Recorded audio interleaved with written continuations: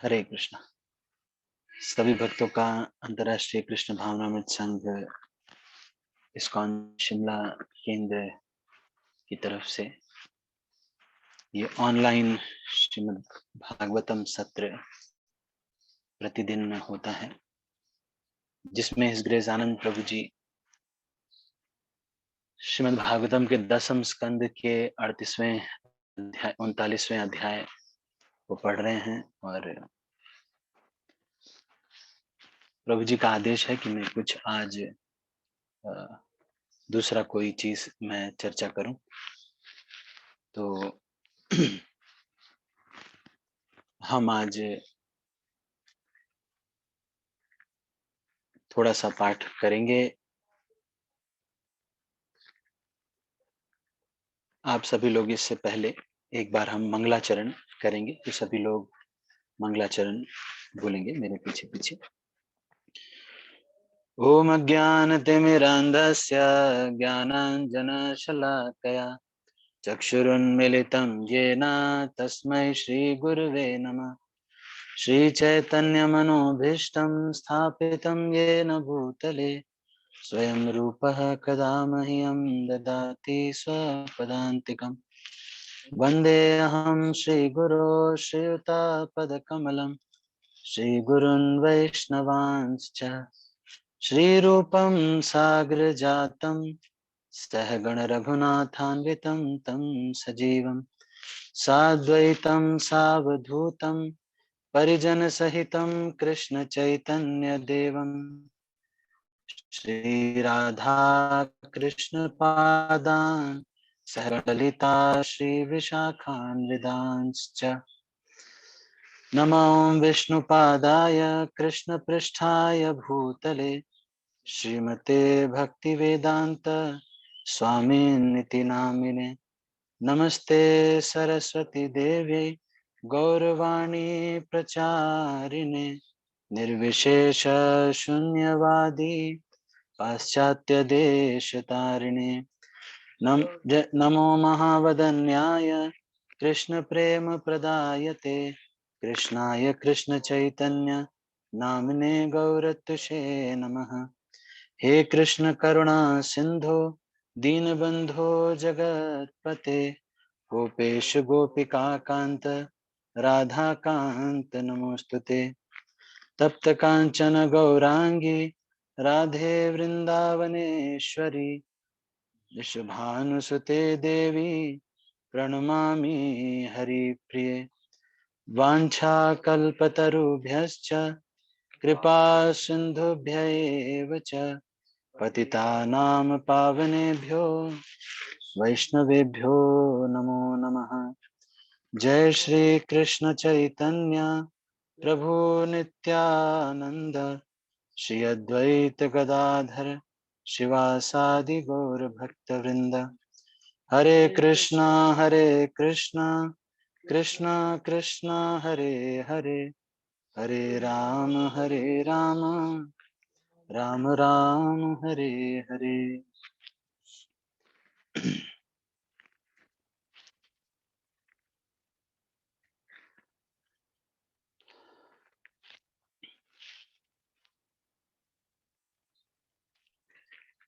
हरे कृष्णा। तो सभी भक्तों का एक बार फिर से बहुत बहुत स्वागत करते हैं।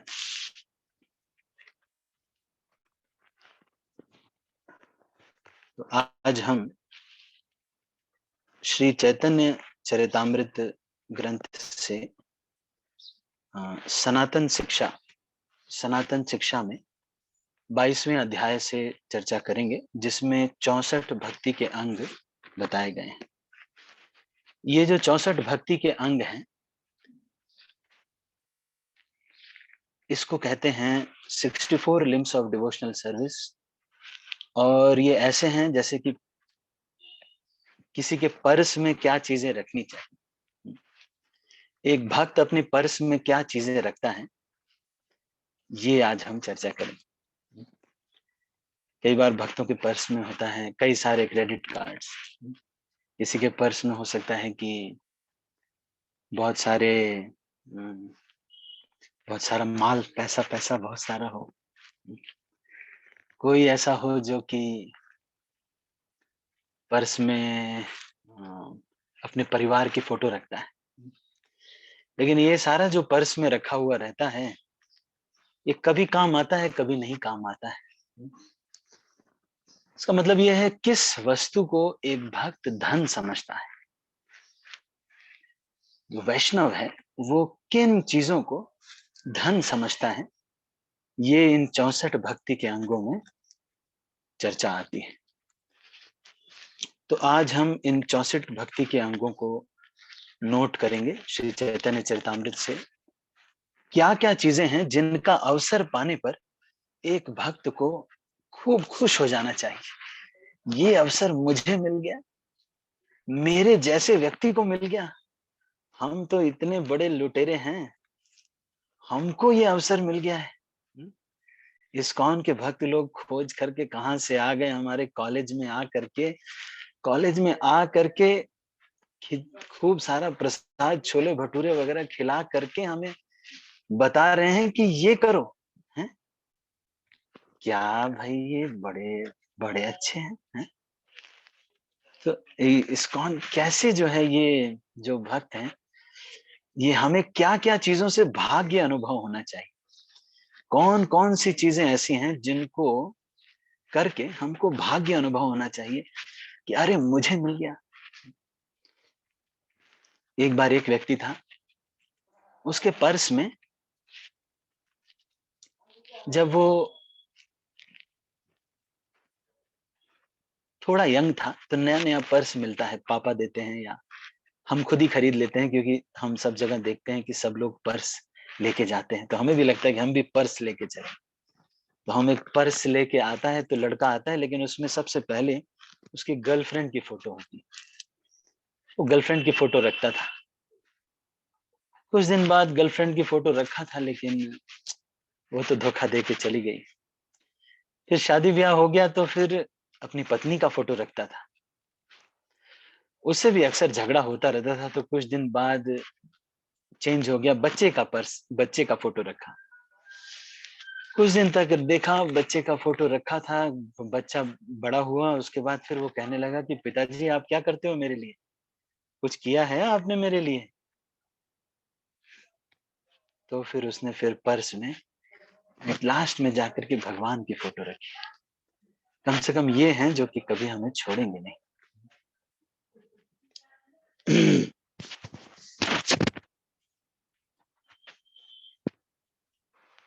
तो ये बहुत ही महत्वपूर्ण है कि एक भक्त किन चीजों को धन समझता है, क्या चीज ऐसे हैं जो अपने बैंक बैलेंस में रख करके भक्त जब उसमें जीरो जीरो बढ़ता जाता है तो खुश होता है। जैसे बैंक बैलेंस जब होता है किसी का, मेरा भी जब मेरे सिस्टर की मैरिज वगैरह करनी थी, तो मुझे याद है जब बैंक बैलेंस जब 35 लाख, 40, 50 लाख, जब ऐसे 50 लाख दिखता था, तो मैं सोचता था ये धन में क्या होता है भाई, ये धन इतना अच्छा लगता है। जब उसमें जीरो बढ़ता था, घटता था, तो मैं बहुत खुश होता था। हैं? बढ़ बढ़ मैं सोचता था बैंक बैलेंस में क्या होता है भाई। लेकिन फिर प्रभु जी लोगों से डिस्कस करते थे, वैष्णवों का आश्रय रहता था, तो इस वजह से सच्चा किसी को साक्षात्कार किसी के आश्रय में रह के ही होता है। बाकी लोग जो खुद ही कंक्लूजन लाइफ में निकालते रहते हैं, वो तो गलत साक्षात्कार निकालते हैं। जो भक्त किसी के आश्रय में रहता है, वास्तव में उस दिन उसकी भक्ति शुरू हुई थी। ऐसे बहुत सारे लोग हैं जो 16 माला कर रहे हैं, बहुत दिन हो गए, इस्कॉन में आते हैं जाते हैं, टाटा बाय बाय इस्कॉन के हिसाब से करना आ गया, हरि बोल करके करते हैं तो आ गया। लेकिन पुराना भक्त होना महत्वपूर्ण नहीं है। जिस दिन से आप किसी भक्त के आश्रय में भक्ति करने लगते हैं, तब से वास्तव में भक्ति शुरू होती है, क्योंकि वो सही गलत के बारे में बताएगा। तब जो हमारे साक्षात्कार होंगे वो सही साक्षात्कार। तो आज हम अपने इस धन के बारे में थोड़ी चर्चा करेंगे। क्या क्या चीजें हैं जिनको मुझे अपने पर्स में देख करके खुश होना चाहिए। तो ये अंग्रेजी में है, मैं इसको पढ़ूंगा, आप इसको श्रवण कीजिएगा, मेरे पीछे पीछे बोलिएगा। जय जय श्री चैतन्य जय नित्यानंदा,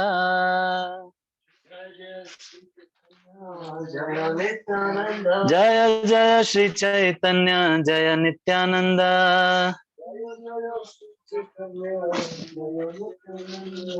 जय द्वैत चंद्र जय गौर भक्त वृंदा,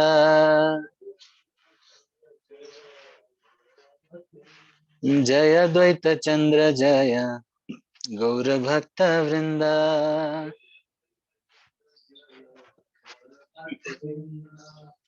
ठीक है, तो मैं इसको पढ़ता हूँ, आप इसको, चलो मैं इसको शेयर भी कर सकता हूँ वैसे, पर इंग्लिश में है तो आपको इतना इसमें शायद पता न चले, फिर भी हम इसको देखते हैं।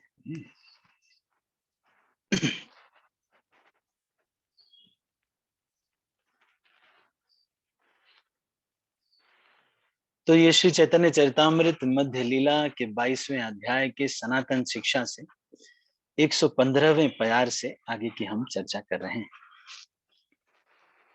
गुरु पादाश्रय दीक्षा गुरुर सेवाना, सद्धर्म शिक्षा परीक्षा साधु मार्गानुगमना।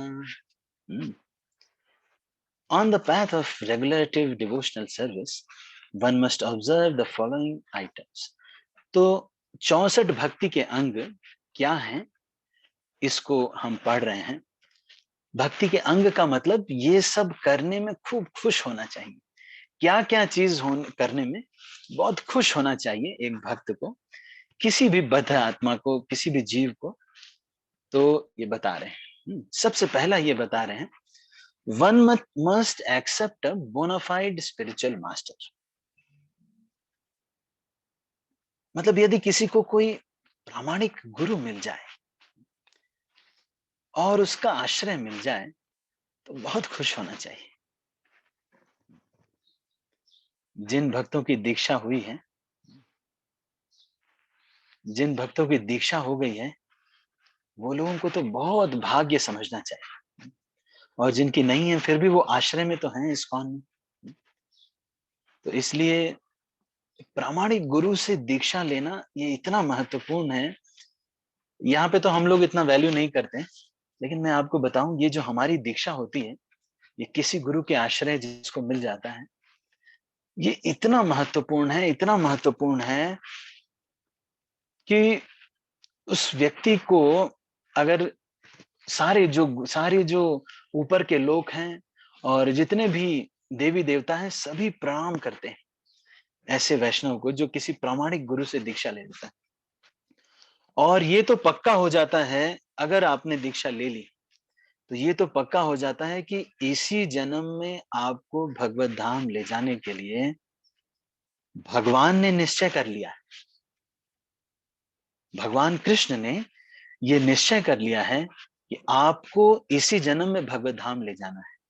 अब आप ये निर्णय न लो तो अलग बात है, आप कुछ और करने लगो तो अलग बात है, लेकिन भगवान ने तो निर्णय ले लिया है, तभी आपको प्रामाणिक गुरु से दीक्षा आज मिल रही है। इसके बाद फिर यहां पर कह रहे हैं, गुरु पादाश्रय के बाद कह रहे हैं, दीक्षा गुरुर सेवन,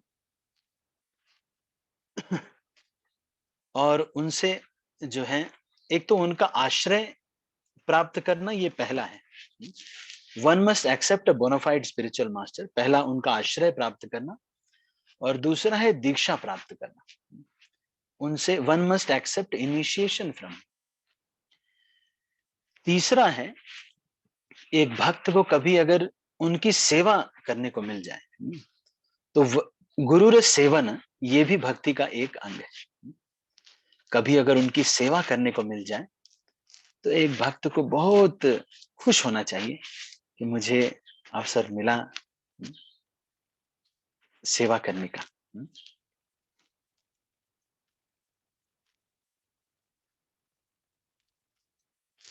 ठीक है, इसके बाद फिर यहां पर कह रहे हैं,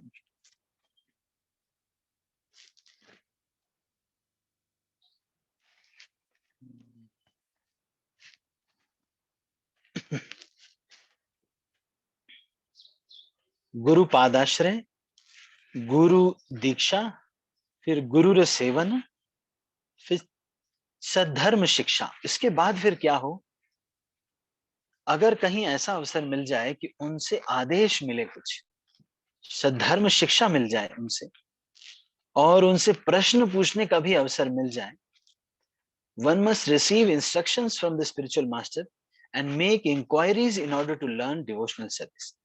और प्रश्न पूछने का अवसर मिलना, ये भी भक्त के बैंक अकाउंट में होना चाहिए। अगर कभी आपको हर दिन प्रश्न पूछने का अवसर मिलता है कि हम कुछ पूछ सकें मेरे भक्ति के बारे में, अगर हमें पता भी हो तब भी एक बार पूछें कि प्रभु जी कैसे ये विनम्रता आती है, तो ये अवसर मिलना भी एक भक्त जो है अपने हृदय में धारण करता है और बहुत खुश होता है कि चलो मुझे प्रश्न पूछने का अवसर मिला। आप देखेंगे जब आप प्रश्न पूछेंगे जीवन भर वो आपको याद रहेगा। या कोई अगर प्रश्न करता है, जैसे अचिंत्य गौर प्रभु कभी कभी प्रश्न करते हैं, या जो भी भक्त हैं वो जब भी प्रश्न करते हैं तो वो चीज एकदम याद हो जाती है ना। जैसे अभी कुछ दिन पहले एक कोट आया था हिज होलीनेस गोपाल कृष्ण महाराज का। तो महाराज कहते हैं कि एक भक्त उनसे पूछते हैं कि महाराज हमें जपा वर्कशॉप और ये बहुत सारी बुक रीडिंग वर्कशॉप और बहुत सारी वर्कशॉप होती रहती, तो क्या हमें मतलब ऐसा कुछ हमें वर्कशॉप आप करवा दें, अगर कोई वर्कशॉप हो जाए तो बहुत अच्छा रहेगा महाराज। तो महाराज कहते हैं कि ये जो सुबह का मॉर्निंग प्रोग्राम है 4:30 बजे से लेके 9 बजे तक का, ये अपने आप में ही एक वर्कशॉप है, ये फ्री में वर्कशॉप है, आपको कोई पेमेंट की जरूरत नहीं है। यहाँ पे आइए, 42 भक्ति के अंग तो खुद ही हो जाएंगे। ये खुद ही अपने आप में वर्कशॉप है ये मॉर्निंग प्रोग्राम। तो इस तरह से जब कोई प्रश्न पूछता है तो उसके जब उत्तर मिलते हैं तो हमारे अंदर उन सिद्धांतों का एप्रिसिएशन बढ़ जाता है।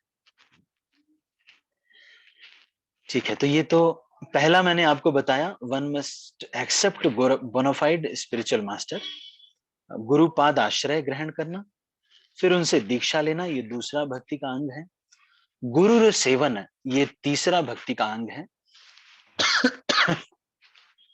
उसके बाद सद्धर्म परीक्षा, सद्धर्म शिक्षा परीक्षा, मतलब सद्धर्म शिक्षा भी एक अंग है। उनसे आदेश अगर कुछ मिल जाए, और सद्धर्म परीक्षा मतलब अगर हमें प्रश्न पूछने का अवसर मिल जाए, तो ये भी भक्ति का एक अंग है।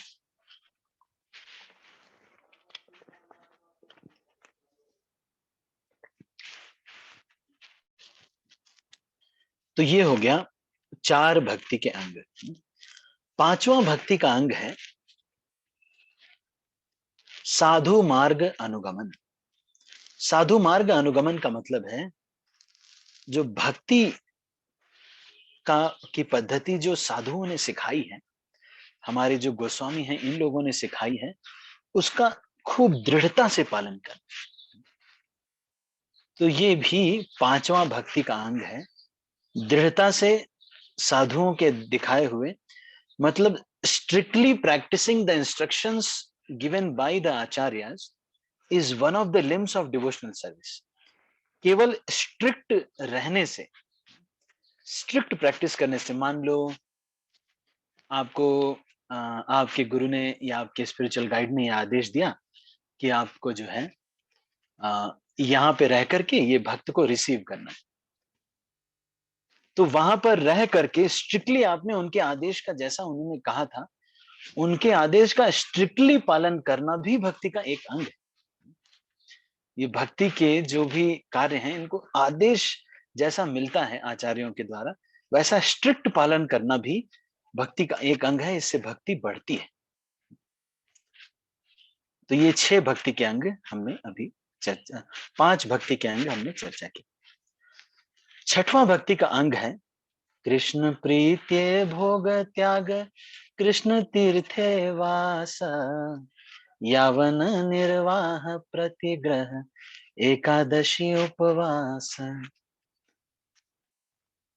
कुछ लोग तो ये सोच रहे होंगे कि प्रभु जी हम तो नए नए इस्कॉन में आए थे, इतना तक तो ठीक था, 1-2 नियम बताए गए थे, 4 नियम होते हैं, 16 माला का जप था, किसी तरह हम कर रहे थे।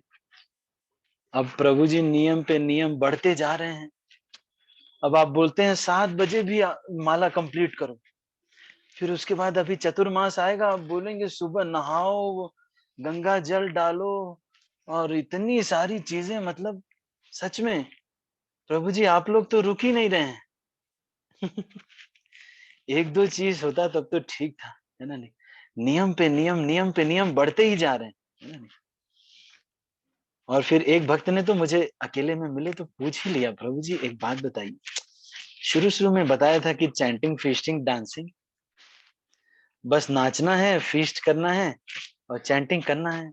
और अब जो है आपने जो है बढ़ाते जा रहे हैं, बढ़ाते जा रहे हैं नियम, बढ़ाते जा रहे हैं। तो नियम क्यों बढ़ाते जा रहे हैं? इसलिए बढ़ाते जा रहे हैं क्योंकि कृष्ण अर्थे सकल चेष्टा करना है। ऐसा होना चाहिए कि कुछ याद ही ना आए मरने समय। मतलब अगर आपने 23 घंटे 59 मिनट्स 59 सेकंड्स कृष्ण का भजन किया, 1 सेकंड नहीं किया और वो 1 सेकंड मरते समय याद हो गया, रील वहीं रुक गई, तो मरते समय यूट्यूब लोक में फिर आपको जन्म मिलेगा, फिर अगले जन्म में। वो 1 सेकंड जो आपने यूट्यूब का संग कर लिया, तो फिर और वही याद आ गया। जो कार्य बहुत मन से करते हैं, वही कार्य रील रुक जाती है उसी पर, है ना? नहीं, आपने मान लो बहुत चाव से आप मैकडॉनल्ड्स में बैठ करके बर्गर खाया, वहां बैठे मैकडॉनल्ड्स में बैठ करके बर्गर उठाया और जब उठा करके एकदम गरम बर्गर था, आपने मुंह में डाला और आप पूरे आनंद से उस बर्गर को खा रहे थे, तो जब मरने लगेंगे तो रील वहीं पे सारी रील घुमाई जाएगी। ज़ूम क्लास भी आएगी, सनातन प्रभु जी भी आएँगे, आनंद प्रभु जी भी आएँगे, अचिंत्य गौर प्रभु आएँगे, सब लोग रील तो चलती रहेगी, चलती रहेगी, चलती रहेगी। अपने जो झगड़ा भी हुआ घर में सब आएगा, सब आएगा, लेकिन वहाँ पर बर्गर पे रील रुक जाए। फिर अगले जन्म में हम भी कहीं वहीं मैकडॉनल्ड्स में जॉब करने लग जाएँगे। हम भी बर्गर लोक में पहुँच जाएँगे। तो इसलिए हमको क्या करना चाहिए? बहुत ध्यान पूर्वक एक-एक क्षण को लगाना बहुत महत्व, ये सब कठिन है और मैं भी इतना योग्य नहीं हूँ कि ये सब मैं करता हूँ। 24 घंटे मैं भी कृष्ण की सेवा नहीं कर पाता। लेकिन जैसा आचार्य ने बताया है उसको मैं बता रहा हूँ। तो हमने ये 6वां भक्ति का अंग अब हम चर्चा करने जा रहे हैं। 6वां भक्ति का अंग है कृष्ण प्रीत्ये भोग त्याग। कृष्ण की प्रीति के लिए, कृष्ण की संतुष्टि के लिए कोई वस्तु को एक्सेप्ट करना और कोई वस्तु को रिजेक्ट करना, इससे भी कृष्ण प्रसन्न हो जाते हैं। जब देखते हैं कि अरे मेरे लिए इसको करने की इच्छा नहीं थी इसको। हम्म, कई बार हम नियम बना लेते हैं ना कि प्रभु जी मैं तो मीठा नहीं खाऊंगा, तब तक आपके घर में मान लो आनंद प्रभु जी आ गए और उन्होंने कहा कि अरे खाओ खाओ, अरे एक और गुलाब जामुन खाओ, अरे खाओ खाओ।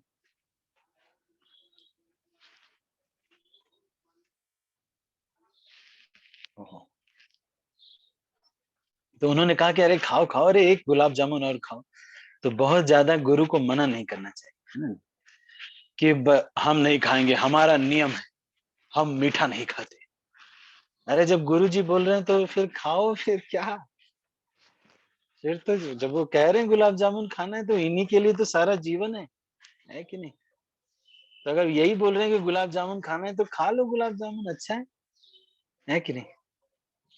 अब अगर अलग बात है आपको शुगर अगर हुआ हुआ है तो फिर अलग बात है, कह सकते हैं कि प्रभु जी मुझे थोड़ा शुगर है, तो वो समझ जाएंगे। लेकिन देखिए यहाँ पर भक्ति के अंग में ये बता रहे हैं कि भगवान की प्रीति के लिए अगर कोई भोग करना पड़े या त्याग करना पड़े तो कर लेना चाहिए। ये भक्ति का एक अंग है, इससे भगवान बहुत प्रसन्न होते हैं। One should be prepared to give up everything for the satisfaction of Krishna, and one should also accept everything for the satisfaction of Krishna. गुरु जी कह देते हैं अगर कि चलो अभी गिटार बजाओ, आपको पसंद नहीं है गिटार बजाना, आपको अच्छा नहीं लगता गिटार, हम क्यों बजाएं, हमने छोड़ दिया है, लेकिन गुरु जी ने कह दिया गिटार बजाओ, तो ले लो गिटार और बजाओ, चाहे आए चाहे ना आए। गुरु जी ने कह दिया है तो बजाओ फिर गिटार, और क्या। इससे कृष्ण प्रसन्न होते हैं। इस चीज को यहाँ पे कह रहे हैं, ये भक्ति का एक अंग है। क्या अंग है? कृष्ण प्रीतिये भोग, कृष्ण प्रीतिये त्याग। तो भक्ति का एक अंग ये है, कृष्ण की, अगर कृष्ण प्रसन्न हो रहे हैं तो त्याग भी करने को तैयार है। बोल दें कि चलो अब छोड़ दो सब, तो छोड़ दो सब। हिज होलीनेस गोपाल कृष्ण स्वामी महाराज जो है नौकरी करते थे, तो शर्ट पैंट सूट पहन के जाते थे। तो रास्ते में जब लौटने लगते थे, मॉन्ट्रियल मंदिर में थे, तो रास्ते में जब लौटने लगते थे तो रास्ते में जितने भी फोटोज दिखती थी सबको प्रणाम करते हुए आते थे महाराज। अगर कोई बैनर भी लगा होगा ना, रथ यात्रा का बैनर लगा हुआ, उसमें जगन्नाथ जी हैं, उसमें प्रभुपाद की फोटो है, तो महाराज वहां पांचांग प्रणाम करके आते थे। इतनी श्रद्धा थी, रास्ते में जहां भी मिलता था महाराज जो है प्रणाम करते थे। लेकिन सूट पहन करके, कोट टाई पहन के कंपनी जाते थे, कंपनी के मार्केटिंग डायरेक्टर थे, पूरे नॉर्थ अमेरिका उनके अंडर में था। तो शिल प्रभुपाद से आकर के बड़े संकोच से कहते थे कि प्रभुपाद, मैं जब ये मंदिर में आके देखता हूँ सब लोग धोती कुर्ता पहने रहते हैं, और मैं जो है सूट टाई पहन करके जा आता हूँ मंदिर में, मुझे अच्छा नहीं लगता, क्या मुझे धोती कुर्ता पहन करके जाना चाहिए कंपनी में? तो शिला प्रभुपाद कहते हैं नहीं नहीं, आप you should wear coat pant suit tie in office. This is a instruction to his holiness Gopal Krishna Maharaj from Srila Prabhupada. In office you should be super professional. Super professional मतलब बाकी जो लोग काम कर रहे हैं उनको लगना चाहिए अरे हमारा डेडिकेशन कंपनी के प्रति इससे कम है। क्योंकि जो भक्त है ये समझ रहा है कि मैं इन कंपनी से जो पैसे लेता हूं उसके लिए मैं ईमानदारी से कार्य जरूर करूंगा, भले 5 घंटे जितने भी काम करने रहते हैं उतना तो मैं अवश्य अच्छे से कर रहा हूं। तो यहां पर ये कह रहे हैं, अब ऐसा भी नहीं है कि अगर कंपनी में कोई काम नहीं है तब भी आप जाकर के वहां झाड़ू पोछा करना शुरू कर दें, ऐसा भी नहीं। अब जब काम वो लोग नहीं दे रहे हैं तब की अलग बात है, लेकिन अगर काम है तो उतना काम अवश्य करना चाहिए। तो यहाँ पर ये बता रहे हैं कृष्ण प्रीत्य भोग त्याग। तो भगवान की, शिल प्रभुपाद की प्रसन्नता के लिए हिज होलीनेस गोपाल कृष्ण गोस्वामी महाराज सूट पैंट टाई पहन करके जाया करते थे। शिखा थी, तिलक था, शिखा और तिलक को वैष्णव कभी नहीं हटाते। अगला भक्ति का अंग क्या है? अब मैं थोड़ा सा स्पीड बढ़ानी पड़ेगी क्योंकि समय बहुत कम है। कृष्ण तीर्थे वास, ये भक्ति का 7वां अंग है। 6वां अंग दोनों एक ही में है, कृष्ण प्रीतिये भोग, कृष्ण प्रीतिये त्याग, ये दोनों एक ही में है। इसके बाद कह रहे हैं 7वां भक्ति का अंग क्या है? कृष्ण के जहां पर रहते हैं वहां पर रहना, मतलब कृष्ण तीर्थे वास, ये भक्ति का एक अंग है। अब आप लोग देख लो, सारे लोग किसके किसके घर में अल्टर है, मंदिर है। अगर आपके घर में मंदिर बना के रखा है आपने तो आप कितने सौभाग्यशाली हैं। हम अपने हॉस्टल के रूम से कल्पना अगर करें, जूते कहीं फेंके होते थे, जीन्स कहीं फेंका होता था, एक अलग ही लीला होती थी।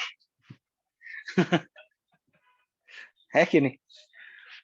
आज अब अल्टर होता है, कमरे में अल्टर बना के रखा। मैं अपने स्टूडेंट्स जो हैं हमारे, उनके कमरे में कभी कभी जाता हूँ। एक बार मैं गुलबर्गा कर्नाटका में पीडीए कॉलेज है, वहां इंजीनियरिंग, मुझे राधेश्याम प्रभु ने भेजा था कि वहां प्रीचिंग के लिए, तो मैं पुणे से गया था। तो एक भक्त थे, वो एमबीबीएस वहां पर, मतलब वहां पर पास में ही एक मेडिकल कॉलेज था, तो वहां भी हम जाते। तो एक कमरे जो पीडीए कॉलेज था वहां पर हम जब इंजीनियरिंग कॉलेज के लड़के के रूम में गए तो वो भक्त था, तो वहां पे एकदम अल्टर वल्टर बना के रखा था, आए, हम प्रणाम किया हमने, फिर उनको जो भी हम लेके आए थे वो सब प्रसाद दिया, क्लास हुई। और मेडिकल कॉलेज में गए तो वहां सारे कमरे में सब हीरो हीरोइंस की फोटो लगी हुई, सब जगह। दर्शने पवित्र कोर करो यही तुम्हार गुण, ओ हे हीरोइन हो हीरोइन। ये लोग देख करके चेतना दूषित करते हैं। इनके दर्शन मात्र से चेतना दूषित हो जाती है। आप किसी हीरो को देख लो तो अपने मान लो कोई हीरो को देख करके अपने आप बॉडी बिल्डिंग का मन करता है ना। बार बार आप किसी हीरो को देखोगे अगर तो खुद ही बॉडी बिल्डिंग करने का मन करेगा, है ना। नहीं, आपको कोई जरूरत नहीं है, आपका तो विवाह हो गया, फिर भी बॉडी बिल्डिंग करने का मन करता है। है कि नहीं। तो यहाँ देखो ये चीज को कह रहे हैं, क्या कह रहे हैं, कृष्ण तीर्थे वास। अगर आपके घर में, मतलब मैं ये बता रहा हूं क्या चीज को पर्स में रखते समय आपको खुशी होनी चाहिए, जब आप देखें कि आपके घर में एक अल्टर बना हुआ है और उस अल्टर में नरसिंह देव हैं, चैतन्य महाप्रभु हैं और गुरु परंपरा है, और हर दिन उसकी आरती हो रही है, भोग लग रहा है। ये देख के आपका जुड़ाई ते प्राण होना चाहिए, मन में एकदम खुशी आ जानी चाहिए कि मेरा कितना भाग्य है कि मेरे घर में भगवान की वेदी है, भगवान का अल्टर है। हम्म? तो ये एक भक्ति का एक अंग है, इससे भगवान बहुत प्रसन्न होते हैं। अगर घर में अल्टर हो, घर में विग्रह हो, घर में अगर फोटोज भी रखे हो तो भक्त कृष्ण इससे बहुत प्रसन्न होते हैं। और जो भक्त वहां पर रहते हैं उस घर में, उन सब का तीर्थवास हो जाता है। उनको वृंदावन जाएं तो भी अच्छा, नहीं जाएं तो भी अच्छा, तो भी कोई दिक्कत नहीं है। क्यों? क्योंकि वो जहां रह रहे हैं वो भी भगवान का धाम ही है। जहां पर भगवान की सेवा होती है वो धाम है। तो यहाँ जब जब भी भगवान, अब जैसे जिसके पास जगन्नाथ जी हैं, अभी स्नान यात्रा आ रही है तो सब जगह से जल लेके आए, दूध दही से जगन्नाथ जी का अभिषेक किया। तो ये क्या है? ये धाम ही तो है।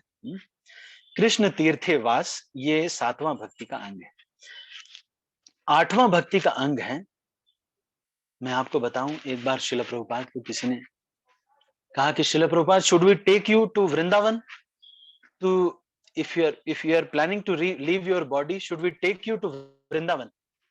तो प्रभुपाद ने कहा कि नहीं नहीं, ये जो मंदिर है, प्रभुपाद उस समय मैनहट्टन बिल्डिंग में थे।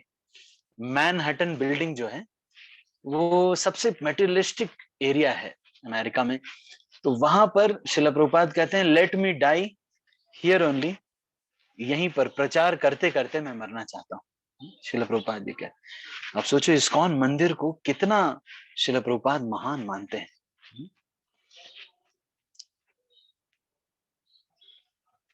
तो ये 7वां भक्ति का अंग है, कृष्ण के मंदिर में रहना या फिर धाम में रहना। और धाम में भी गुरु की आज्ञा के अनुसार 3 दिन से अधिक, 3-4 दिन 5 दिन अगर गुरु जी कहते हैं तब रहना चाहिए। बहुत ज्यादा दिन में फिर भोग वृत्ति बढ़ जाती है, तो ये भी हमारा बद्ध अवस्था है, तो इसलिए हमको बहुत ज्यादा भी नहीं करना चाहिए। अगर गुरु आदेश करें तो धामवास करना चाहिए। इसके बाद फिर कह रहे हैं अगला भक्ति का अंग है, कृष्ण तीर्थे वास हो गया। इसके बाद क्या है? यावत निर्वाह प्रतिग्रह, ये भी भक्ति का एक अंग है। क्या है? One should acquire a livelihood that is just sufficient to keep the body and soul together. इसमें तो भाई हम भी इतना क्वालिफाइड नहीं है, लेकिन कहने को बता रहे हैं। क्या कह रहे हैं कि एक व्यक्ति को केवल उतना ही इस दुनिया में मेहनत करना चाहिए जिसमें से बस अपना परिवार का खर्च बर्च बस चल जाए, शरीर चल जाए। और बहुत ज्यादा नहीं हा ही करना चाहिए, नहीं। यावत निर्वाह प्रतिग्रह, as much as required to keep the body and soul together, accept things, है ना। नहीं, जो भी वो चीजों को उतना ही लेना जितना की आवश्यक है, इससे कृष्ण प्रसन्न होते हैं। आप सोच रहे होंगे कि ये क्या मतलब, 64 भक्ति के अंग में ये भी है। ये बहुत महत्वपूर्ण नहीं है, सबसे महत्वपूर्ण तो ये है कि आप भगवान की शरण ग्रहण करें। तो ये सबसे मुख्य है, भक्त का गुण ये है। इससे भक्त की पहचान नहीं होती कि वो चीजें उतनी ही इस्तेमाल करता है। मान लो कोई भक्त है, वो 2 बाल्टी से ज्यादा 4 बाल्टी नहा रहे हैं, तो आप कह रहे हैं भक्त नहीं हो तुम। इसका मतलब ये नहीं, इसका मतलब ये है कि हमको जो है जितनी आवश्यक हो उतना चीजों को इस्तेमाल करना भी भक्ति का एक अंग है। जितनी आवश्यक हो उतना अगर हम इस्तेमाल करें, इससे भी प्रसन्न होते हैं भगवान। अच्छा, ये तो नई इंफॉर्मेशन हमें पता चली है कि नहीं। इसके बाद क्या कह रहे हैं, one should acquire a livelihood that is just sufficient to keep the body and soul together. तो जितना आवश्यक हो बस उतनी ही मेहनत करना। 4-4 नौकरियां कर रहे हैं, जानते हैं कि हो जाएगा, लेकिन तब भी एक भक्त थे ऐसे ही, उनको घर बनवाना था। चलो अच्छा, मैं ज्यादा एक्सप्लेनेशन नहीं करूंगा, नहीं तो 64 कंप्लीट नहीं होगा। ठीक है, तो इसको मैं पहले कंप्लीट करता हूँ। ठीक है, इसके बाद फिर अगला भक्ति का अंग क्या है, ये 7वां तो 8वां हो गया, यावत निर्वाह प्रतिग्रह। ये 8वां भक्ति का अंग है। 9वां भक्ति का अंग है एकादशी के दिन उपवास करना। ये तो अच्छी बात है कि आप उस दिन हरि कीर्तन करें, हरि नाम लें। अभी निर्जला निर्जला एकादशी आ रही है, तो हरि कीर्तन करें, हरि नाम लें, तो बहुत ही अच्छा। लेकिन अगर आप केवल उपवास भी कर रहे हैं, उपवास कर रहे हैं, तो भी भक्ति का एक अंग है। ये भी भक्ति का एक अंग है। एकादशी उपवास भी भक्ति का एक अंग है। और वास्तव में उपवास का मतलब है भक्तों के संग करना, कीर्तन करना। उपवास मतलब निकट में वास करना, कृष्ण के निकट में वास करना, ये उपवास है वास्तविक। तो 9वां भक्ति का अंग है एकादशी उपवास। उसके बाद फिर कह रहे हैं धात्री अश्वत्थ गो विप्र वैष्णव पूजन सेवा नाम अपराध आदि दूरे विसर्जन। इसके बाद कह रहे हैं और कौन से भक्ति के अंग हैं। तो 10वां भक्ति का अंग है जो भी पूजनीय चीजें हैं, जैसे कि कुछ चीजें पूजनीय हैं, जैसे धात्री वृक्ष, बरगद का वृक्ष, गाय, ब्राह्मण और भगवान विष्णु के भक्त, इनका पूजा करना। इनकी पूजा करना मतलब इनको प्रणाम करना और इनकी पूजा करना भी भक्ति का एक अंग है। तो हम लोग देखो सुबह सुबह हर दिन वांछा कल्पतरुभ्यश्च कृपा सिंधुभ्य एव च पतितानां पावनेभ्यो वैष्णवेभ्यो नमो नमः। हर दिन हम वैष्णवों की पूजा करते हैं, है कि नहीं? तो ये भी एक भक्ति का एक अंग है। कहीं बरगद का वृक्ष दिखता है तो थोड़ा सा हाथ लगा लिया, जय हो जय हो, है ना।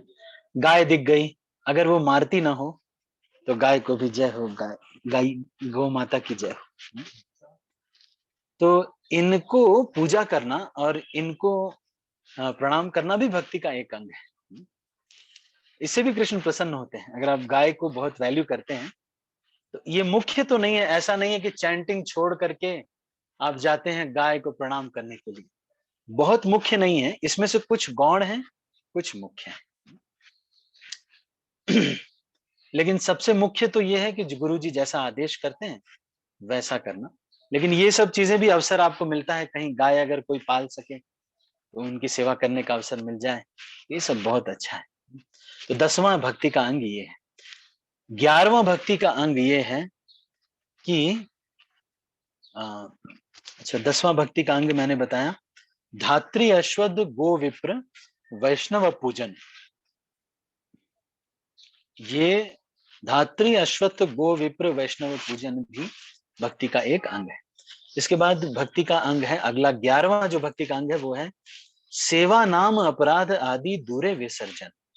ये भक्ति का 11वां अंग है। इसका मतलब है सेवा अपराध, 32 प्रकार के जो सेवा अपराध हैं, जैसे कि वैष्णवों की तरफ चरण खोल करके उनकी तरफ पैर नहीं दिखाना, क्लास में बैठे हैं तो पैर नहीं फैला देना, अल्टर की तरफ पैर नहीं करना, अल्टर के सामने खाना नहीं कुछ, या गुरु जी के सामने कुछ अपमानजनक शब्द बोलना, भगवान के विग्रह के सामने जोर जोर से चिल्ला करके बातें करना, ये सब कुछ 32 सेवा अपराध हैं। तो ये अपराधों से बचना और भगवान के नाम के प्रति जो अपराध होते हैं, इनसे बचने का जो प्रयास कोई व्यक्ति करता है और इनसे बचता है, ये भी भक्ति का एक अंग है।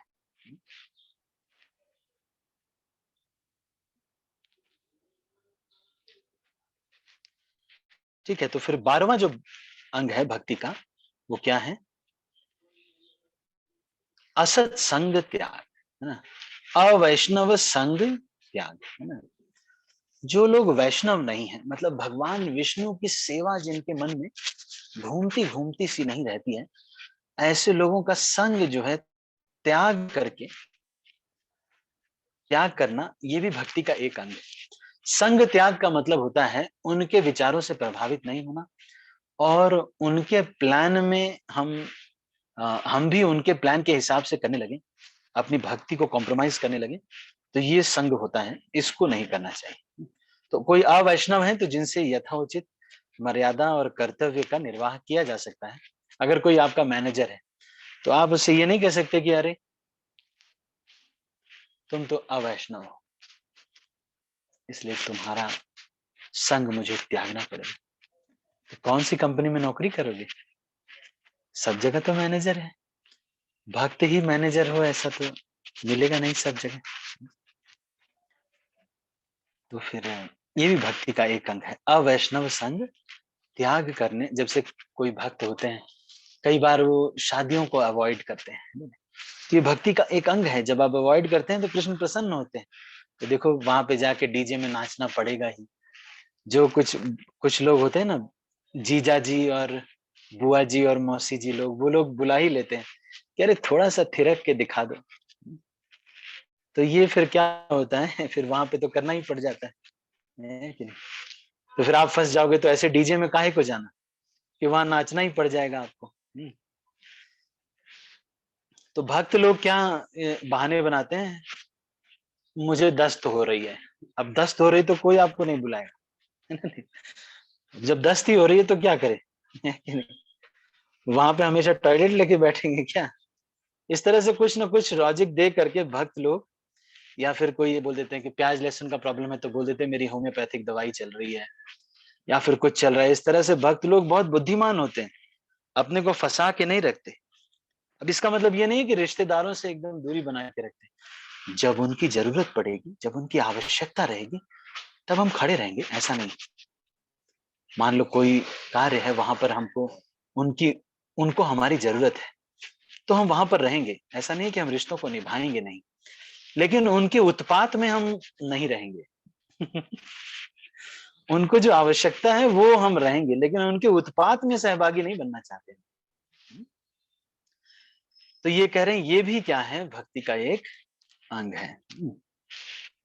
जब हम अवॉइड करते हैं, आपको मालूम है कि कंपनी की पार्टी हो रही है, उसमें केक काटेंगे चॉकलेट वाला, और उसके बाद सब लोग, है ना, शराब पियेंगे। तो ये तो नहीं कहना कि मैं कोई पार्टी में नहीं जाता, ये नहीं कहना।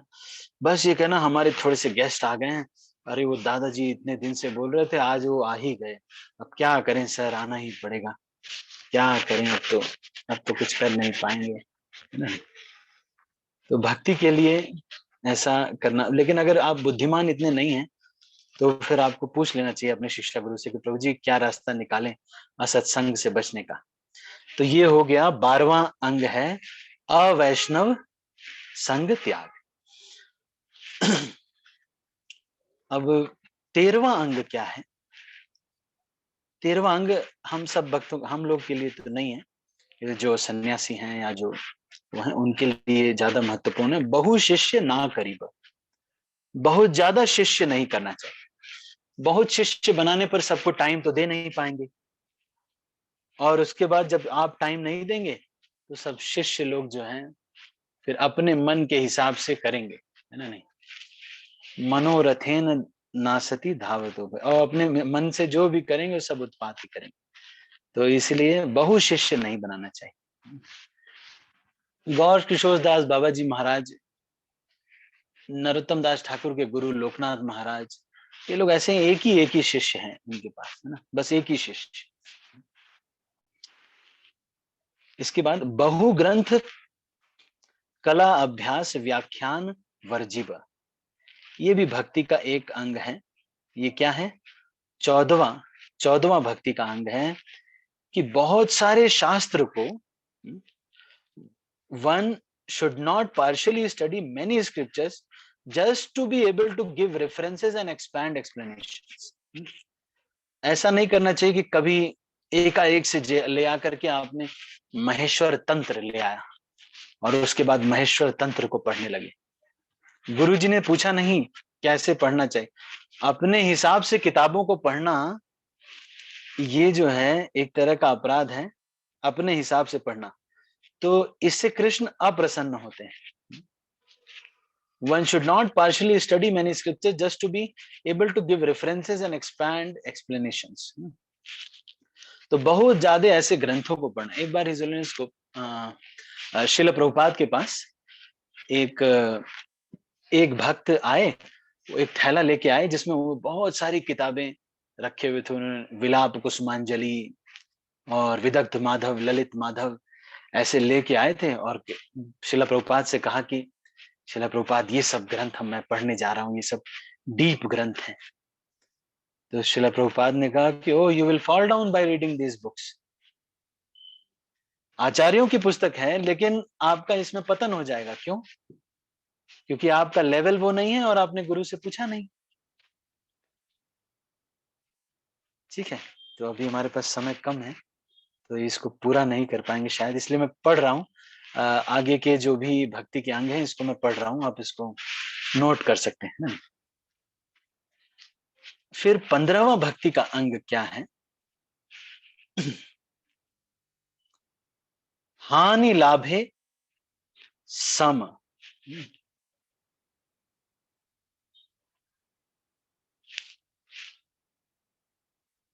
हानि और लाभ में सम रहना भी भक्ति का एक अंग। सम रहने का मतलब है अपनी सेवाओं को नहीं रोकना चाहिए। 16वां भक्ति का अंग है, 15वां भक्ति का अंग है the devotee should treat loss and gain equally. 16th is the devotee should not be overwhelmed by lamentation. तो 17वां भक्ति का अंग क्या है?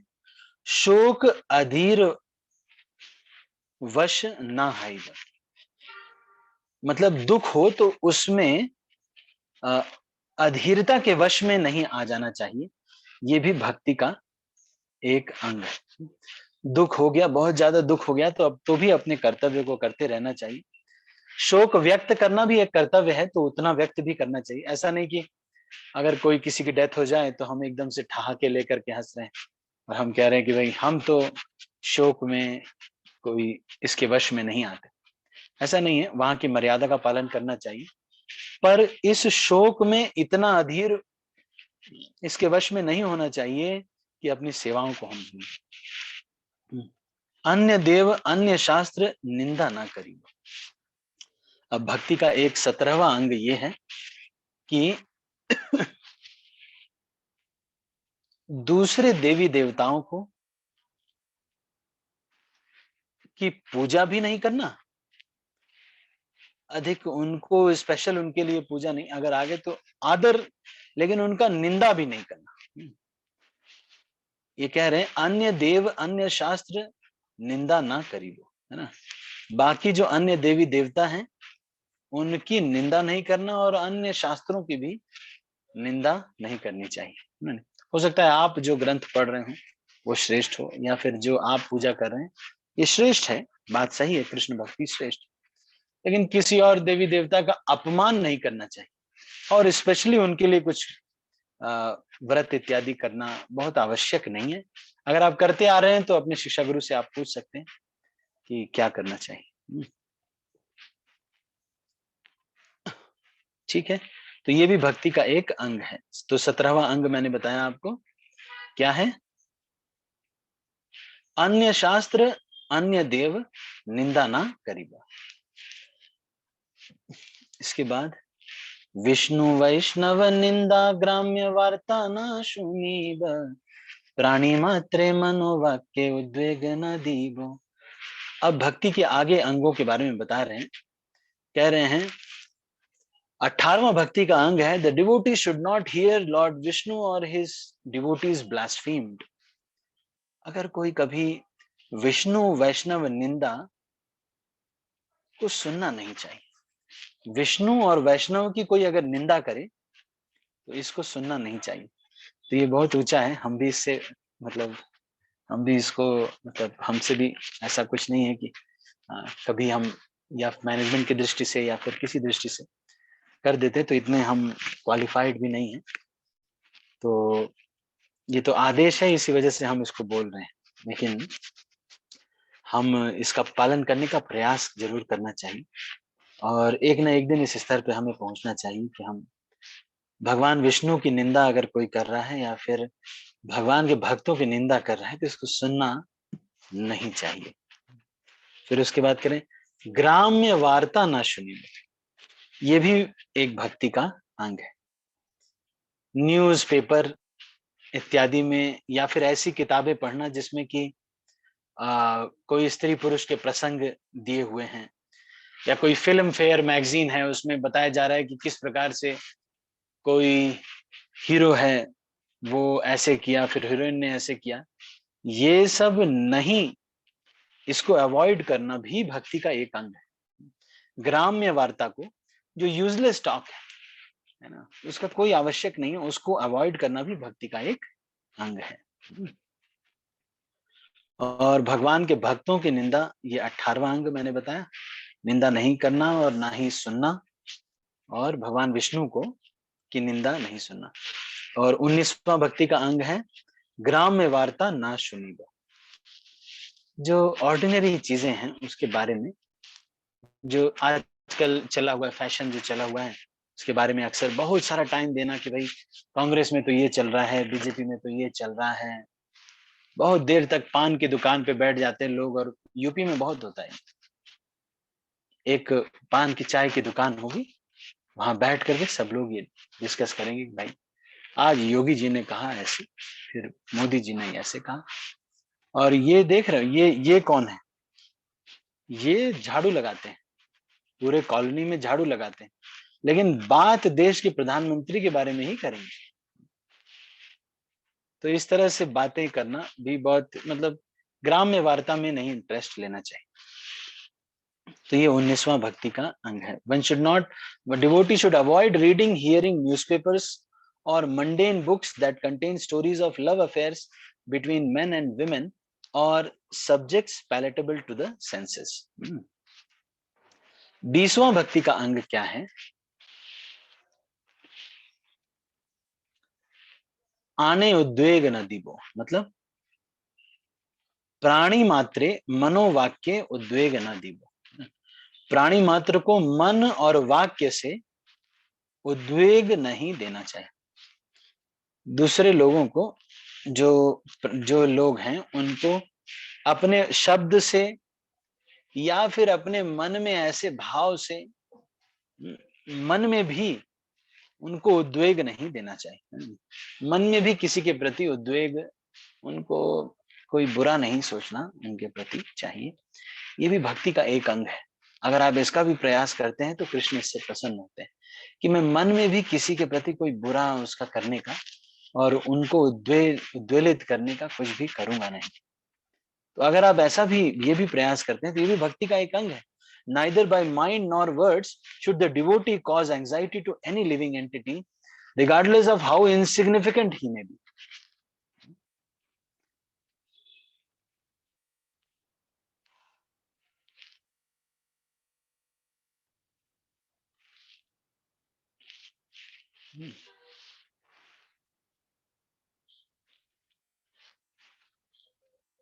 तो इसमें से जो शुरू के 10 आइटम्स थे वो डूज थे, और फिर जो ये 20 अभी हो गए हमारे, है ना, नहीं 20 हमने अभी पूरे किए।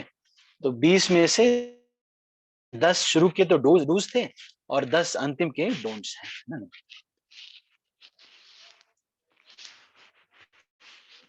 ठीक है,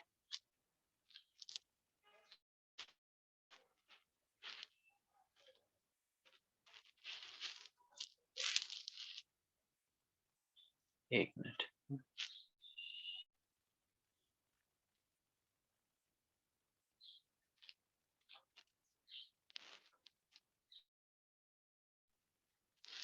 अब इसके बाद 20 तो हो गए, अब इसके बाद कुछ ऐसे अंग बता रहे हैं जो हमें खूब करने चाहिए। तो ये क्या क्या है, इसको मैं पढ़ता हूँ। श्रवण कीर्तन स्मरण पूजन वंदन परिचार्य दास्य साख्य आत्मनिवेदन। ये कह रहे हैं कि जब कोई व्यक्ति भक्ति में स्थिर हो जाता है तो इसके बाद फिर उसको श्रवण करना, ये भक्ति का एक अंग है।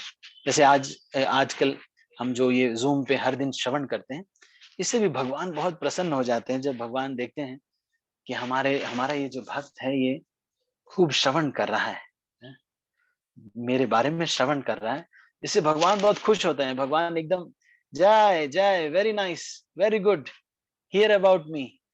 और जब हम भगवान का नाम लेते हैं तो भी भगवान बहुत खुश होते हैं। तो सेकंड इज चैंटिंग, है ना नहीं? तो this is also an aspect of devotional service, है ना। पहला मैंने बताया श्रवण, दूसरा जप करना, भगवान का स्मरण करना, मतलब कीर्तन करना, स्मरण करना, ये भी भक्ति का एक अंग है। भगवान की पूजा अर्चना करना, ये भी भक्ति का एक अंग है। और प्रार्थनाएं करना, ये भी भक्ति का एक अंग है। इसके बाद दास्य भाव में भगवान की सेवा करना, ये भी भक्ति का एक अंग है। और ज्यादा से ज्यादा लोगों को उनकी सेवा में लगाना, ये भी भक्ति का एक अंग है। उनका मित्र बनना और भगवान का मित्र बनना, मित्रता का व्यवहार का मतलब ये है कि उनके उनको तुष्टि दे करके हमें खुश होना चाहिए। और अपने को पूरा समर्पण करना, श्रवण कीर्तन स्मरण वंदन दास्य साख्य आत्मनिवेदन, ये जो है ये भी भक्ति का एक अंग है। फिर ये 9 और जुड़ गए, तो 20 के साथ 9 और हो गए। इसके बाद फिर बता रहे हैं आगे क्या है। अग्रे नृत्य गीत विज्ञप्ति दंडवन नाटी अभ्युत्थान अनुव्रज्या तीर्थ गृह गति। इसके बाद कह रहे हैं कि भगवान के सामने नृत्य करना, ये भी भक्ति का एक अंग है। Dancing before the deity. अगर आपको कभी मंदिर में जाएं और एकदम जोर से संडे की क्लास में आप गए और संडे की क्लास से पहले या बाद में वहां डांसिंग हो रहा है, तो खूब झूम के नाचना चाहिए। ये नहीं शर्माना चाहिए कि अरे मैं सीनियर डिवोटी हूँ, मैं क्यों नाचूं, लोग क्या कहेंगे, मेरी धोती खुल गई तो। ऐसे नहीं सोचना चाहिए। एक बार इजोले भक्ति तीर्थ महाराज चौपाटी मंदिर में आए थे, तो नाचने लगे नाचने लगे, नाचते नाचते नाचते नाचते गुरु पूजा में इतना नाचे कि धोती खुल गई। सन्यासी है ना, इतना नाचे कि धोती खुल गई। उसके बाद फिर उन्हीं का भागवतम क्लास था, तो महाराज व्यासासन पे बैठते और उसके बाद कहते हैं, so the goal of life is to go mad for Krishna. ऐसे बोल करके लेक्चर शुरू करते हैं ना। तो ये बहुत शर्माना नहीं चाहिए, मुंह फुला के खड़े हैं, देखो अगर नाचने लगेंगे तो लोग क्या सोचेंगे, है ना नहीं। खूब खूब जम के नाचना चाहिए, है ना नहीं। चैतन्य महाप्रभु का विधान है उद्दंड कीर्तन, तो कभी अगर आपको अवसर मिले तो खूब नाचना चाहिए। ये नहीं सोचना चाहिए कि हमारे वाले प्रभु जी कीर्तन करेंगे तभी हम नाचेंगे। अरे जो भी प्रभु जी कीर्तन करेंगे हम तो एकदम जबरदस्त नाचना चाहिए, पूरा 100%। आपने जितना भी डिस्को मिस किया, बारात मिस की, वो सब भड़ास निकाल लेना चाहिए वहां पे। खूब अच्छे से नाचना चाहिए भगवान के कीर्तन में, खूब नाचना चाहिए। ये भक्ति का एक अंग है, कृष्ण इससे प्रसन्न होते हैं। मैं आपको बताऊं, कीर्तन करने में तो प्रॉब्लम है, क्योंकि जो कीर्तन लीड करेगा लोग सोचेंगे कि भाई ये लीड कर रहे हैं, और कोई और लीड करेगा तो आप अगर लीड करोगे तो प्रॉब्लम है। नाचने में कोई प्रॉब्लम नहीं है। हमारे एक प्रोफेसर हैं, वो मंदिर में, गाजियाबाद मंदिर में आ करके पीछे, बहुत मोटे हैं तो उतना नाच नहीं पाते, लेकिन एकदम पीछे खड़े होकर के खूब नाचते हैं कीर्तन में, है ना नहीं। तो ये भी भक्ति का एक अंग है। क्या है? खूब कीर्तन में नाचना, ये भक्ति का एक अंग है। कभी अगर अवसर मिले तो फिर ये सोचना चाहिए आज मेरे बेटे की शादी है, और खूब नाचना चाहिए, है कि नहीं? क्योंकि इसमें हमको लगता है, वैसे तो ज्यादा तो यही रहेगा कि अगर हम भगवान की सेवा में भगवान के समक्ष नाच रहे हैं, ये एक भक्ति का एक अंग है। To dance before the divinity. अग्रे नृत्य, अग्रे गीत भी एक भक्ति का एक अंग है। मतलब कुछ गाना भगवान के सामने, कुछ गाना, भगवान के जो गीत हैं, वैष्णव गीत हैं, इनको गाना, ये भी भक्ति का एक अंग है। तो आनंद प्रभु जी की कृपा से देखो आप, हर एकादशी के दिन हम लोग गाते हैं, है कि नहीं, वैष्णव भजन। तो ये क्या है, ये भी भक्ति का एक अंग है। अग्रे गीत गाना भी भक्ति का एक अंग है। उसके बाद फिर भक्ति का एक अंग है विज्ञप्ति। विज्ञप्ति का मतलब भगवान के विग्रह के सामने अपने हृदय को व्यक्त करना। ये भी विज्ञप्ति भी भक्ति का एक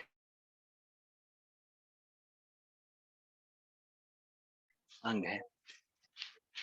भगवान को प्रणाम करना, ये भी भक्ति का एक अंग है।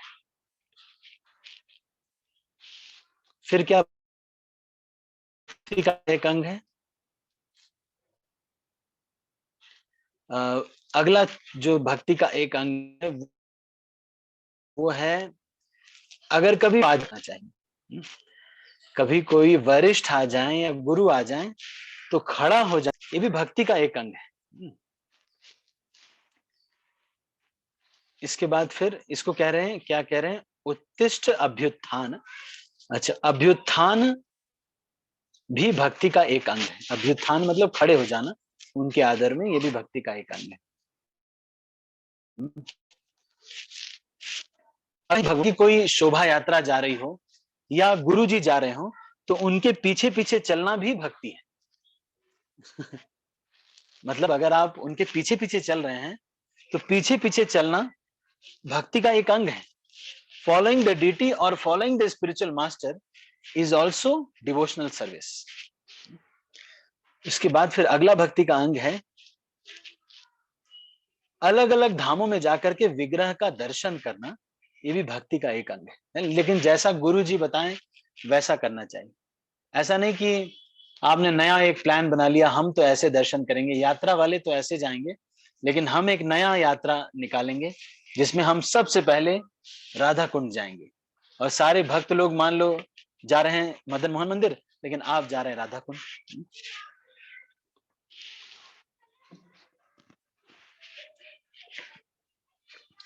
तो यहाँ पे कह रहे हैं तीर्थ गृह गति, ऐसे मंदिरों में जाना और भगवान का दर्शन करना, ये भी भक्ति का एक अंग है।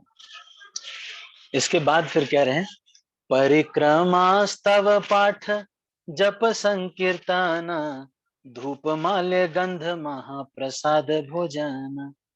अब भक्ति का एक अंग,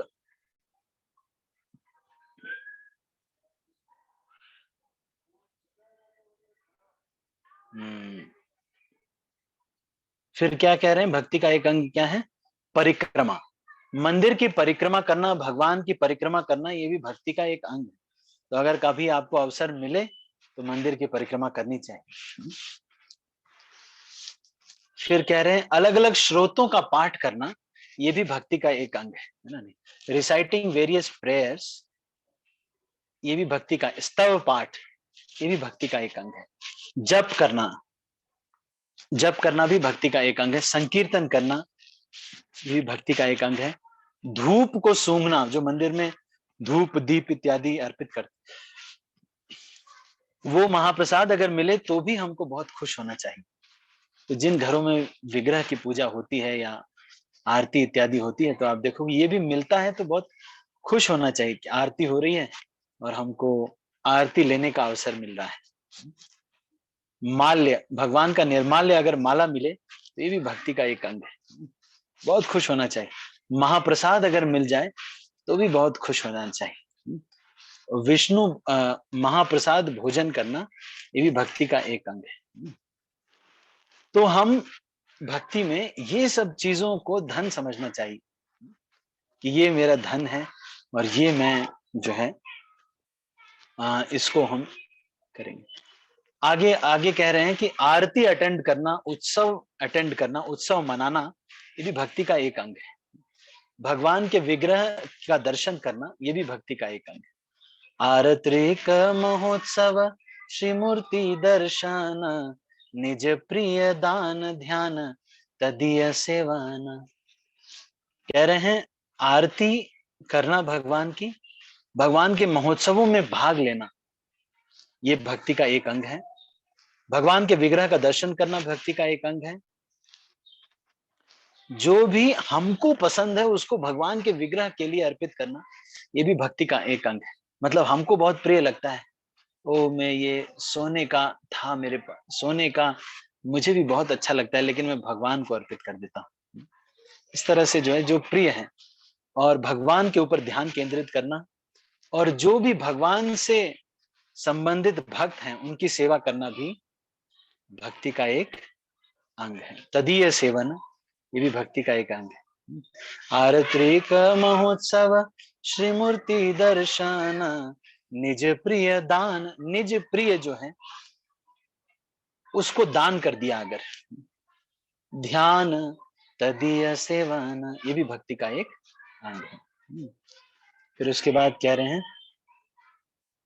तदीय तुलसी वैष्णव मथुरा भागवत, यही चारिर सेवा है कृष्णेर अभिमत। तदीय का मतलब है तुलसी, वैष्णव, धाम और भागवत, श्रीमद् भागवतम, इनका अध्ययन करना, इनको इनकी पूजा करना भी भक्ति का एक अंग है।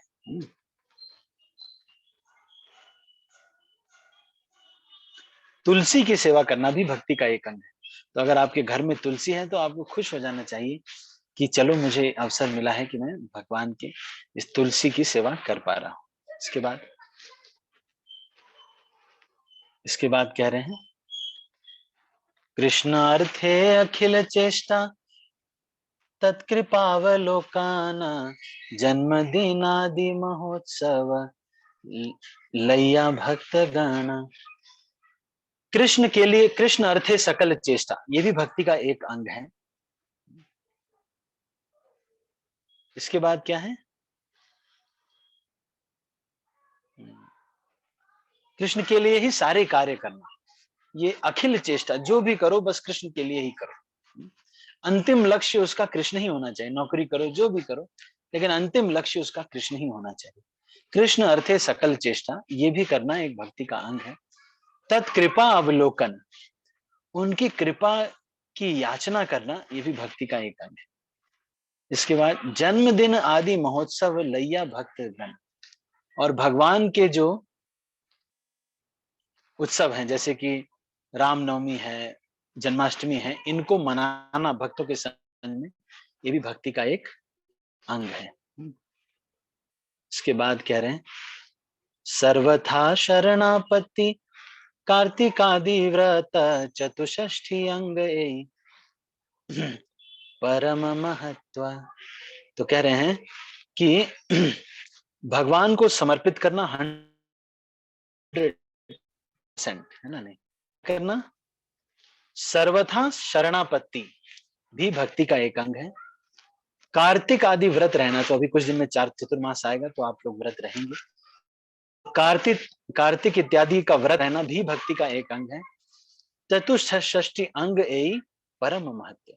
फिर कह रहे हैं these are some of the 64 important items of devotional service. तो ये बहुत महत्वपूर्ण है, ये 64 आइटम्स, इनको भक्ति में हमें इंक्लूड करना चाहिए।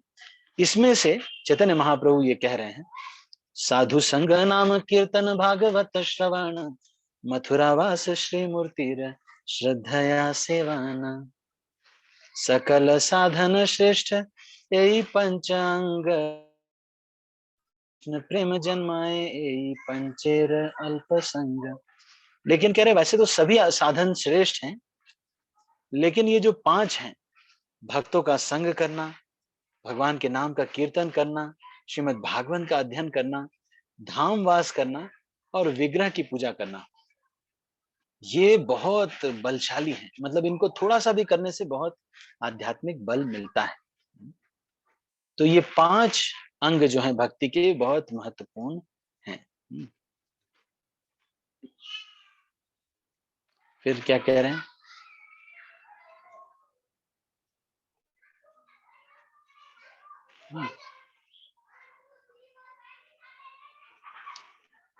ठीक है, तो ये जो है 64 भक्ति के अंग आज हमने चर्चा किए।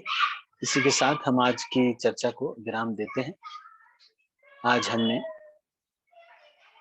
64 भक्ति के अंग जो हैं इनके ऊपर चर्चा किया। तो अभी हम इसको यहीं पर विराम देंगे। फिर भी 1-2 मिनट अगर किसी का कोई प्रश्न है तो मैं सब भक्तों को अनम्यूट कर रहा हूँ। आप कोई प्रश्न अगर पूछना चाहते हैं तो आप पूछ सकते हैं या हैंड रेज कर सकते हैं, तो मैं यहाँ से आपको अनम्यूट कर दूंगा, फिर आप पूछ सकते हैं।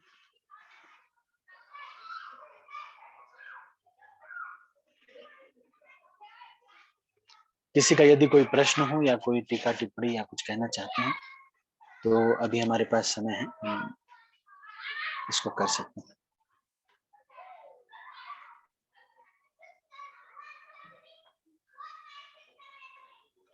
रति मंजरी माता जी।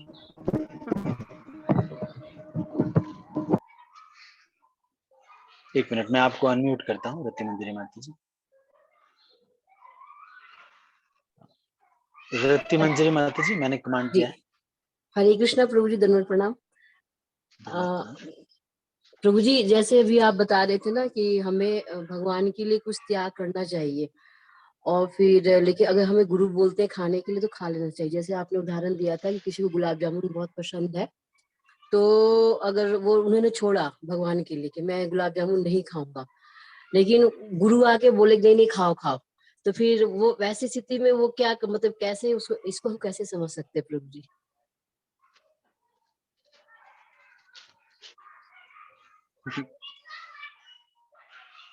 गुरु जी अगर बोल दिए तो मतलब कृष्ण ही इच्छा है, और क्या। एक बार व्यक्त कर सकते हैं कि वो मैं ऐसे सोच रहा था प्रभु जी कि मैं जो है इस रास्ते से नहीं जाऊंगा, ये ठीक नहीं रहता मेरे लिए। फिर भी आप कहें तो मैं जा सकता, तो वो बोलेंगे नहीं नहीं मत जाओ। ठीक, इस तरह से हमें, ठीक है ना माता जी? अगर गुरु कह रहे हैं तो वो सबसे सर्वश्रेष्ठ कार्य हो गया, तो फिर आप कर सकते हैं उसको, और इसको कृष्ण की ही इच्छा समझना चाहिए। अगर आजकल के सिनेरियो में अगर कभी कुछ ऐसा क्लैश आए तो हमको व्यक्त कर देना चाहिए, और उसमें ये बोलना चाहिए कि प्रभु जी या महाराज, मैं ऐसे करना चाह रही थी, और इससे मुझे ये करना था, और ये मेरा लक्ष्य था, लेकिन आप जैसा कहेंगे वैसा कर लेंगे, है ना? मान लो आप रास्ते में जा रहे हैं और आपने कहा कि प्रभु जी इस रास्ते से मतलब चलते हैं, तो ऐसे नहीं कह करके आप ये कह सकते हैं कि प्रभु जी अगर इस रास्ते से चलेंगे तो ऐसे ऐसे होगा, बाकी आप अगर कहें तो हम उससे भी जा सकते। तो वो कहेंगे कि नहीं नहीं चलो उसी रास्ते से चलते हैं। तो इस तरह से कर लेना चाहिए। ठीक है रति मंजरी माता जी, एक मिनट में अनम्यूट करना पड़ेगा मुझे।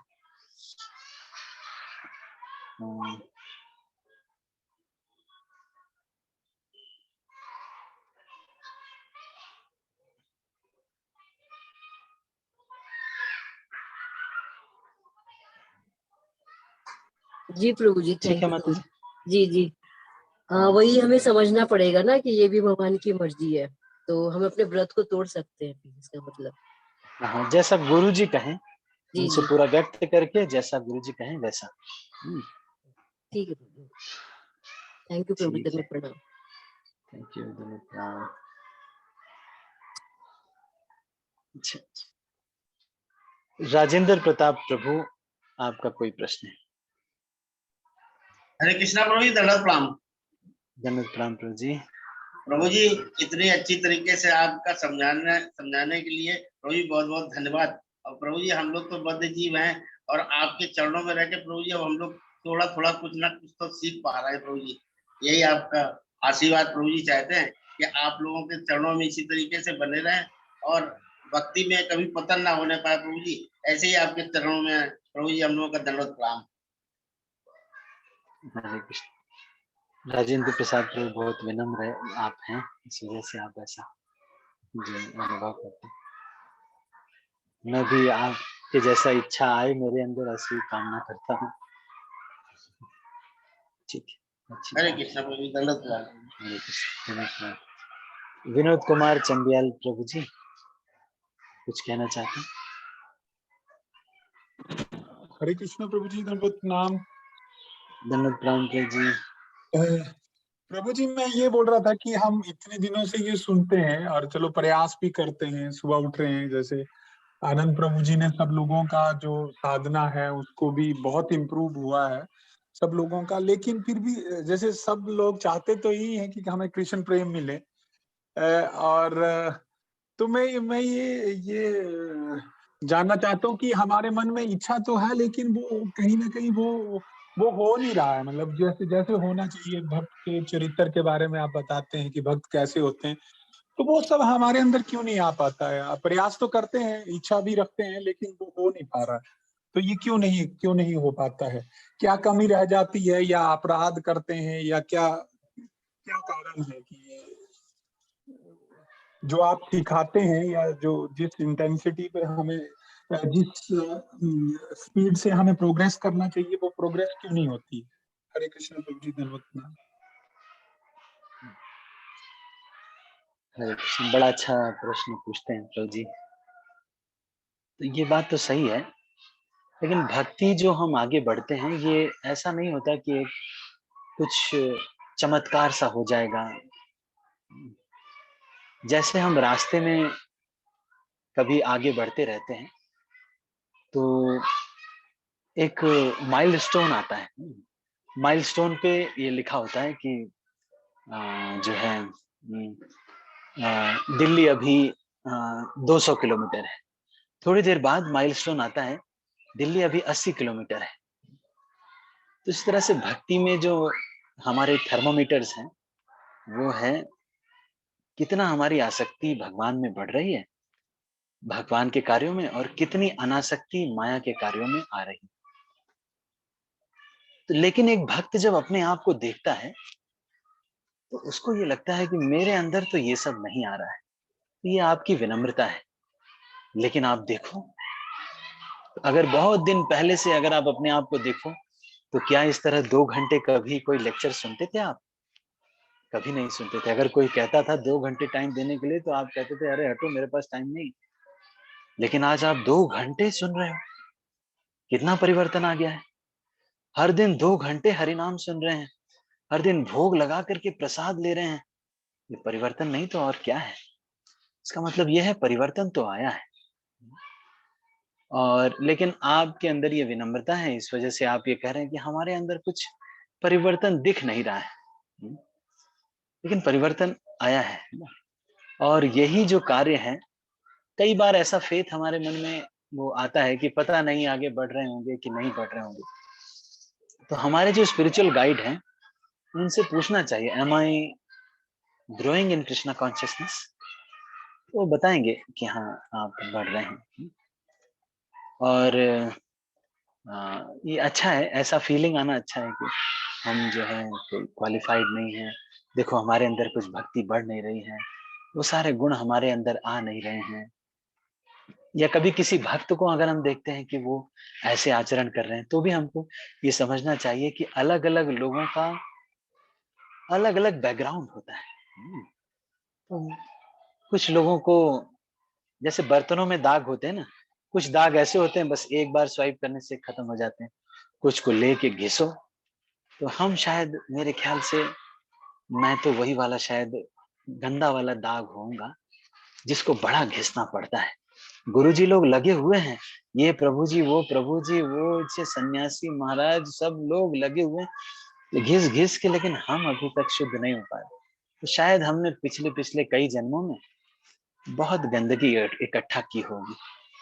तो ठीक है, चलो कोई बात नहीं, लेकिन मुझे ये धन तो मिला, ये हरि नाम और ये सब मिला है, तो मेरा बहुत भाग्य है। चलो मैं इसको करूंगा।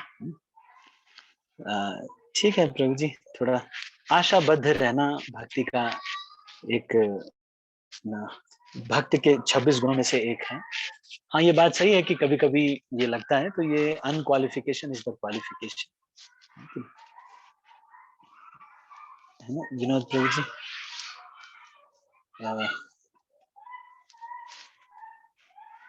हरे कृष्ण हरे कृष्णा। हाँ जी, हाँ जी, एक बार फिर से अनम्यूट करना पड़ेगा विनोद प्रभु जी। थैंक यू प्रभु जी कि आपने एक आशा की जो एक किरण हमारे मन में वो जगाई है, तो डेफिनेटली मुझे ऐसा लगता है कि आपके संग से ये धीरे धीरे कर करके हो जाएगा। वैसे तो अभी बहुत मुझे लगता है miles to go to reach the destination, तो ये बना रहेगा संग तो definitely it will comes in our way. Thank you प्रभु जी, थैंक यू। पूजा माता जी, आपका कोई प्रश्न?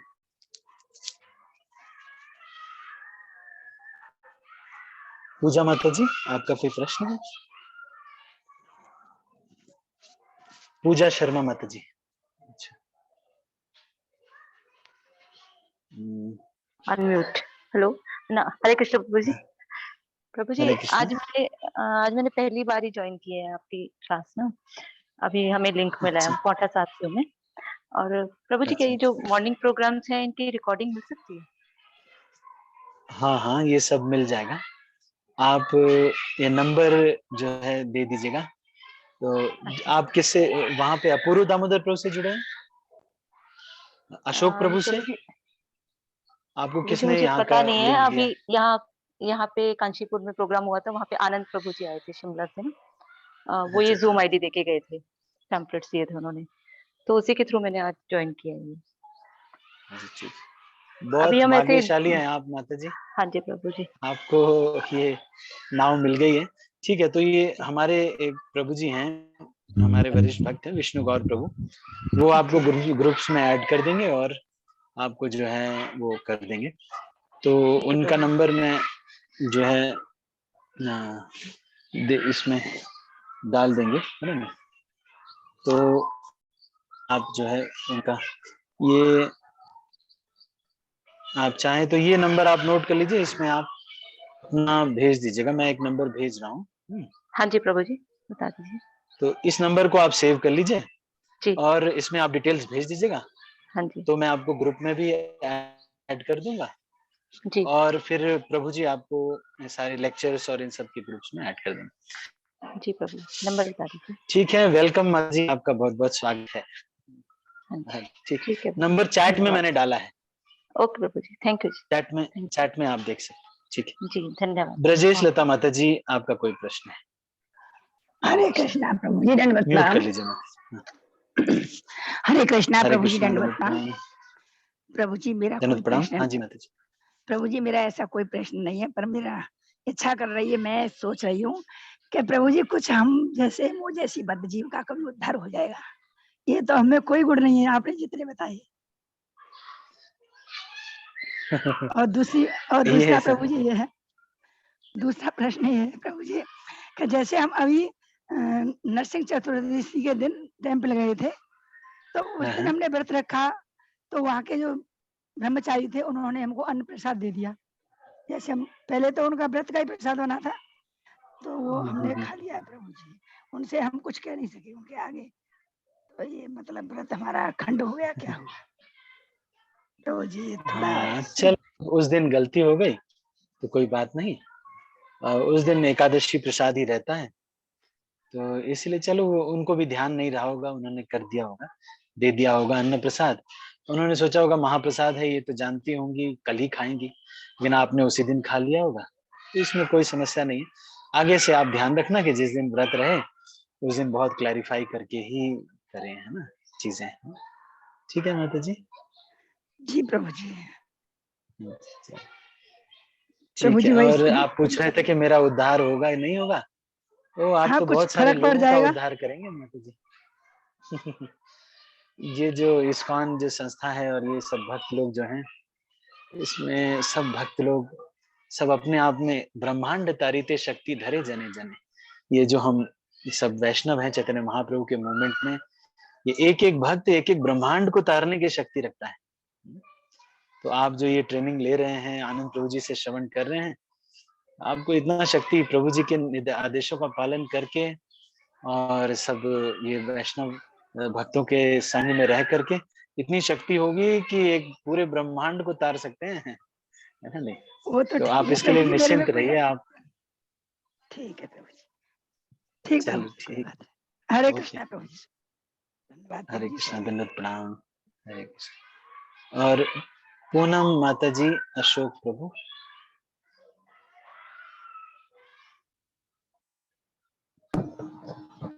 हरे कृष्णा प्रभु जी, दंडवत प्रणाम। हरे कृष्णा, दंडवत प्रणाम। हरे कृष्णा माता जी, प्रभु जी बताइए।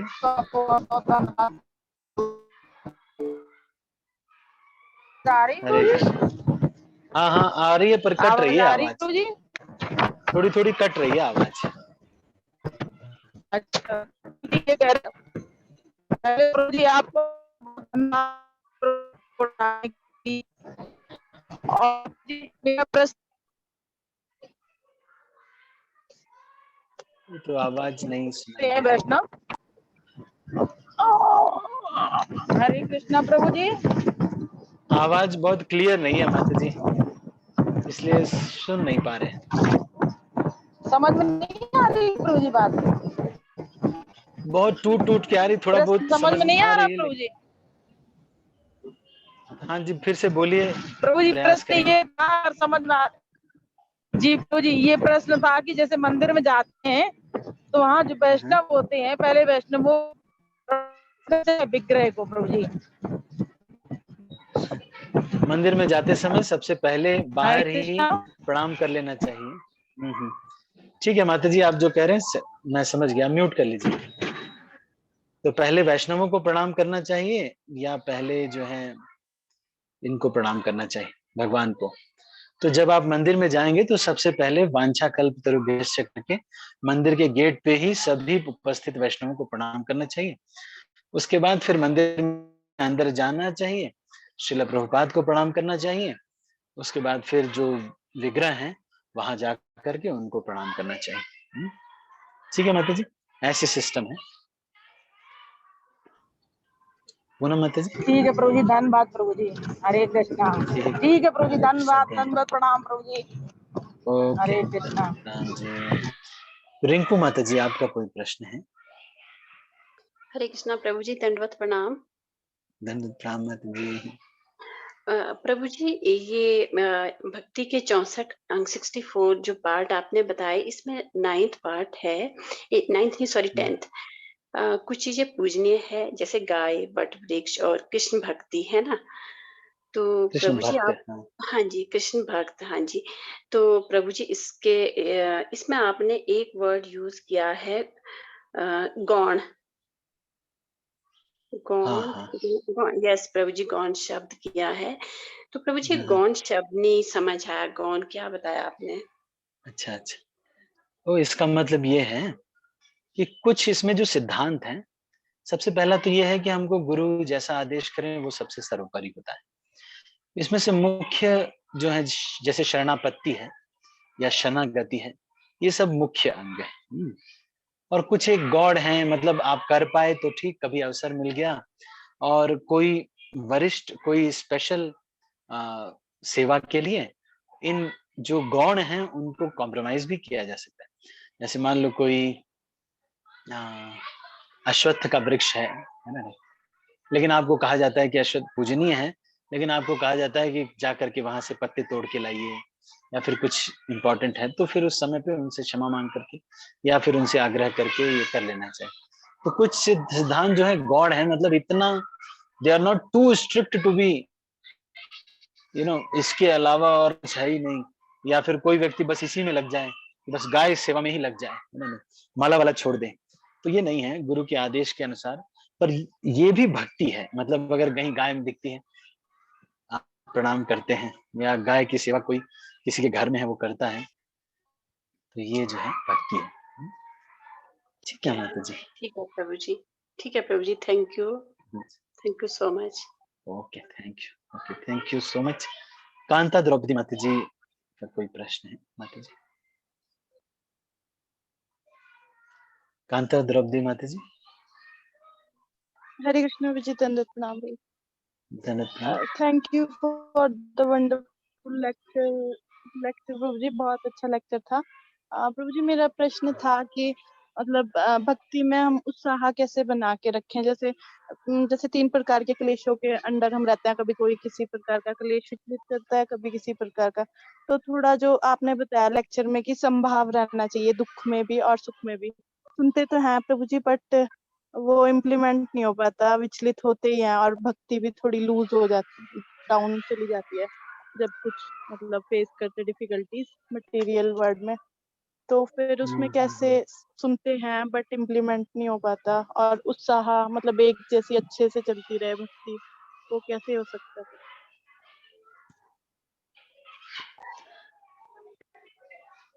हाँ, तो इसमें 2 प्रश्न हैं आपका। एक तो भक्ति में उत्साह कैसे बनाए रखें, तो इसके लिए तो उत्सव और भक्तों का संग जो है, इससे उत्साह मिलता है। क्योंकि मंदिर में भक्तों के संग में रहेंगे तो कभी अभिषेक हो रहा है, कुछ हो रहा है, तो हमेशा बना रहता है। एक उत्साह का कारण होता है शुद्धता। अगर कोई व्यक्ति शुद्धता से आचरण करता है, तो purity is the force. Purity हमें बल देती है, उत्साह देती है। दूसरा, ये जो उत्साह है ये कम हो जाता है जब कुछ सुख दुख के क्षण आते हैं, तो भी हमारा उत्साह जो है बहुत कम हो जाता है। तो ऐसे समय पे क्या करना चाहिए?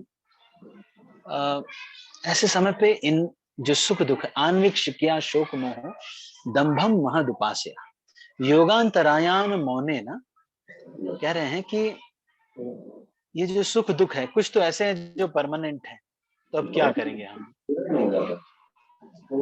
तो उसका थोड़ा, कुशाग्र प्रभु आपका अनम्यूट हो गया है, कुशाग्र प्रभु।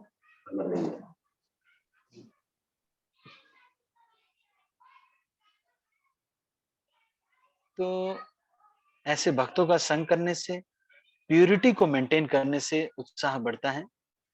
और उत्साह बढ़ता है, उत्साह जब ये शोक शोक दुख आता है, तो कुछ लोगों के जीवन में फिर उत्साह कम हो जाता है। तो इसका मतलब ये नहीं है कि अर्जुन के भी पुत्र की अपने सेवाओं को फिर से बनाए रखने से फिर से उत्साह हमारे अंदर फिर से संचारित हो जाएगा। और कभी-कभी कुछ चीजें परमानेंट सी हैं और ये दुख हमें करती हैं, फिर सुख दुख ऐसे आता रहता है, तो हमको एक अल्टरनेट एंगेजमेंट क्रिएट करना चाहिए अपने लिए। हर एक व्यक्ति के को एक सेंस ऑफ अकम्प्लिशमेंट चाहिए होता है ना? which gives him which which gives him security. So always getting pitfalls and always getting negatives will create such an insecurity and vacancy in our heart. So we need to get fulfillment. So we have to create such engagements which give us more and more fulfillments and accomplishments and security. उससे फिर हमारा दिल भरा भरा रहता है ना? नहीं, फिर उस तरह से फिर हमारा जो हमें इनसिक्योरिटी नहीं रहेगी, दुख नहीं रहेगा। अल्टरनेट कुछ एंगेजमेंट ऐसे हमने निकालने चाहिए जिसमें हम एंगेज हों। जैसे मान लो किसी को बहुत दुख होता है, बहुत कष्ट है, लेकिन अब एकाएक से क्या हुआ, जन्माष्टमी आ गई और उसमें सेवा में वो लगे हुए हैं, इतनी सेवा में व्यस्त हो गए, यहाँ कीर्तन में इतने सब चीजों में इतने व्यस्त हो गए कि याद ही नहीं आया कि क्या दुख था। तो वहां पे इतना सिक्योरिटी मिल रहा है, तो इससे फिर अल्टरनेट कुछ सिक्योरिटी बंडल्स हमको क्रिएट करने चाहिए। जैसे कि भगवान का कोई प्रोग्राम चल रहा है या कोई प्रचार है, जब हम देखते हैं कि कोई नया भक्त है वो जुड़ा और 16 माला करने लगा, तो हमको बहुत खुशी होती है कि अरे वाह। या फिर हमने बुक डिस्ट्रीब्यूशन किया, इस तरह से, और अपने जो काउंसलर हैं उनसे बात करके भी हमारे अंदर सेंस ऑफ सिक्योरिटी आती है। और ये जो कुछ दुख है ऐसे हैं जो कि रेगुलर होते रहते हैं, इनसे न प्रभावित होने के लिए हमको एक बहुत बड़ा सुख से हमको प्रभावित होते रहना पड़ेगा। जैसे कि आपने उदाहरण सुना होगा कि एक बार एक लकड़हारा था, वो अपनी कुल्हाड़ी को तेज कर रहा था, तो एक राजा का प्रोसेशन वहां से जा रहा था और वो राजा जो है खूब पॉम्प और शो से जा रहा था, डम डमाडम डम डमाडम डम डमाडम, लेकिन वो अपनी कुल्हाड़ी को तेज कर रहा था, उसको सुध बुद्धि नहीं थी कि वहां पर राजा का प्रोसेशन जा रहा है। तो इसीलिए हम कुछ ऐसा अगर हम अपना क्रिएट कर सकें जिसमें हम पूरे एकदम लग जाएं और एकदम से बॉडी माइंड सोल सब कुछ उसमें एकदम कृष्ण सेवा में इतना अर्पित हो जाए, इस तरह से लग जाए कि उसी में इतने व्यस्त हो जाएं कि हमको सुध-बुद्धि ना रहे और हम भूल जाएं कि अच्छा अरे वो भी हुआ था। आप देखो, आज भी देखो आप, कभी अगर कुछ बड़ी दुर्घटना हो जाए, जैसे अभी हरे कृष्णा उत्सव हुआ था, तो वहां पे जब उत्सव हो रहा था तो उस समय किसी को माया की चिंता ना आएगा? कभी नहीं आएगा। तो मैंने आपको 3-4 तरीके बताए उत्साह के। एक तो सबसे पहला मैंने आपको बताया, ऐसे उत्साही भक्तों का संग करना। दूसरा मैंने बताया शुद्धता से, जब हमारी प्रैक्टिस जो है शुद्ध रहती है, प्यूरिटी गिव्स फोर्स, उससे भी बहुत उत्साह आता है। तीसरा मैंने आपको बताया कि उत्साह लाने के लिए हमको जो है जो सुख दुख है, ये सुख दुख अगर बहुत ज्यादा हैं, प्रभावित करते हैं, उस समय उत्साह नहीं बना पाते हैं, तो हमको एक ऐसा सीरीज ऑफ इवेंट्स, ऐसा एक हैपनिंग अपने लाइफ में, स्पिरिचुअल लाइफ को बनाना चाहिए कि एकदम से ऐसे लगे हुए पड़े हैं कि घटनाएं ही नहीं खत्म हो रही। एक महर्षि थे, उनका नाम था गौतम ऋषि। गौतम ऋषि के एक शिष्य थे, उनका नाम था उतंक। उतंक ब्रह्मचारी थे, जो भी गुरुजी आदेश करते थे उस सेवा में लगे रहते थे। एक दिन जब उतंक बुढ़े हो गए तो पानी भरते भरते गुरुजी की सेवा में उन्होंने देखा कि बाल सफेद हो गए। तो वो गुरुजी के पास जाकर के बोलते हैं कि अरे गुरुजी, मैं तो भूल ही गया कि मुझे शादी करनी थी, सेवा में मैं इतना व्यस्त हो गया, मैं भूल गया, आज मैंने देखा कि मेरा बाल सफेद हो गया, मैं तो बूढ़ा हो गया। गुरुजी आपने कभी मुझे विवाह के लिए बोला नहीं, मैं अभी 70 साल का हो गया, बूढ़ा हो गया। तो गुरुजी ने कहा कि तुमने इतनी सेवा की है मेरी कि तुमसे विवाह करने के लिए कोई स्त्री ही नहीं है इस दुनिया में। तुम इतना शुद्ध, तुम इतने शुद्ध हो कि तुमसे विवाह करने लायक तो कोई स्त्री ही नहीं है इस दुनिया में। तो इससे हम समझ सकते हैं कि उतंक गुरु की सेवा में इतने व्यस्त हो गए, इतने एब्जॉर्ब थे। An alternative higher spiritual absorption can eliminate every other negative absorption, and then we will be always blissful.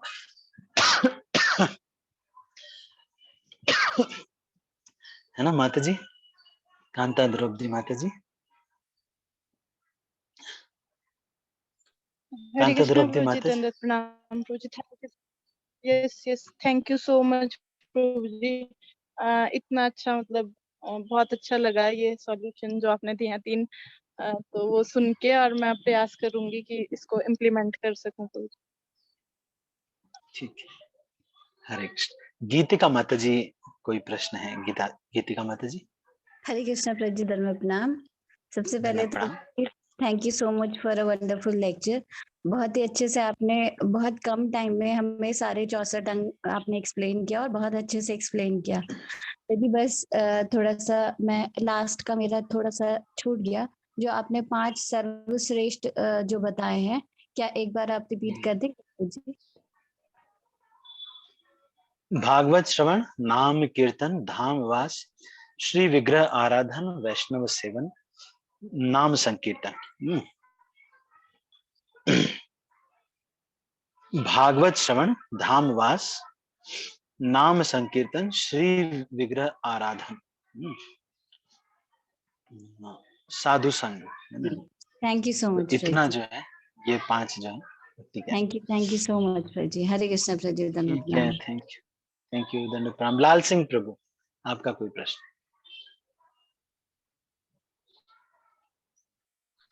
हरे कृष्णा प्रभु जी, धन्यवाद प्रणाम।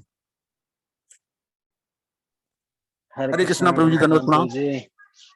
प्रभु जी हरे कृष्णा, धन्यवाद प्रणाम। लाल सिंह प्रभु बोलिए। जी प्रभु जी, आज के लेक्चर में तो प्रभु जी आपने बहुत बताया, जिसमें जो है पूरा भक्ति के जो अंग का वर्णन किया प्रभु जी, वो उसमें सब मतलब जो है अच्छी तरह से जो है समझ में आया प्रभु जी। प्रभु जी इसमें एक वो आया है कि इसमें गाय और वो बरगद का वृक्ष है, तो प्रभु जी जो बरगद का वृक्ष होता है उसके वो पूजनीय होता है प्रभु जी। हाँ, लेकिन मैंने ये बताया आपको कि ये बहुत मुख्य अंग नहीं है, गौण अंग भी मैंने आपको ये कहा है ना। नहीं, अब क्योंकि शास्त्र में लिखा हुआ है हमारे ग्रंथों में, तो इसलिए हम इसको व्यक्त करते हैं और हम इसको बताते भी हैं कि इसको नहीं बताना तो कोई तरीका नहीं है।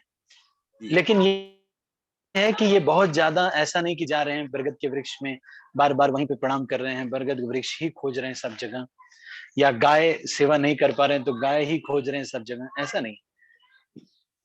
मतलब ये पूजनीय है का मतलब ये है, अगर कहीं मिल जाता है तो प्रणाम करना चाहिए, नहीं। अगर किसी को अवसर मिल जाता है तो गाय की सेवा कर लिया, है ना। नहीं, प्रभु जी अगर बरगद के वृक्ष के नीचे जप किया जाए तो क्या उसका फल ज्यादा होता है? ऐसा कुछ भी नहीं है। हाँ, ऐसा इस्कॉन ये में तो पूजनीय है पर ऐसा कुछ भी नहीं। भक्तों के संग में हमको ये 64 भक्ति के अंग है, चैतन्य महाप्रभु ने बताया है इसको। इसका मतलब ये है कि ये सब पूजनीय है। तो चैतन्य महाप्रभु ने बताया है, तो बस ये हमें ये अपने गुरु और दीक्षा गुरु शिक्षा गुरु के अनुसार हमें करना है। आपके लिए सबसे बढ़िया यही है कि आप जूम पे आकर के और तुलसी के सामने बैठ करके हर दिन 16 माला का जप भक्तों के संग में करें। बरगद का पेड़ खोजने की आवश्यकता नहीं है। आपने अच्छा किया, पूछ लिया। ठीक है, ठीक हरे कृष्णा प्रभु। ठीक है, हरे कृष्ण। हरे धन्यवाद प्रभु जी, हरे कृष्णा प्रभु, धन्यवाद धन्यवाद। अयोध्या वासिनी माता जी, आपका कोई प्रश्न है?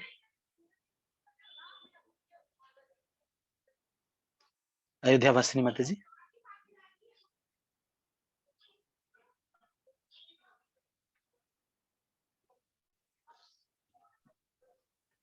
हरे कृष्णा प्रभु जी, हरे कृष्णा।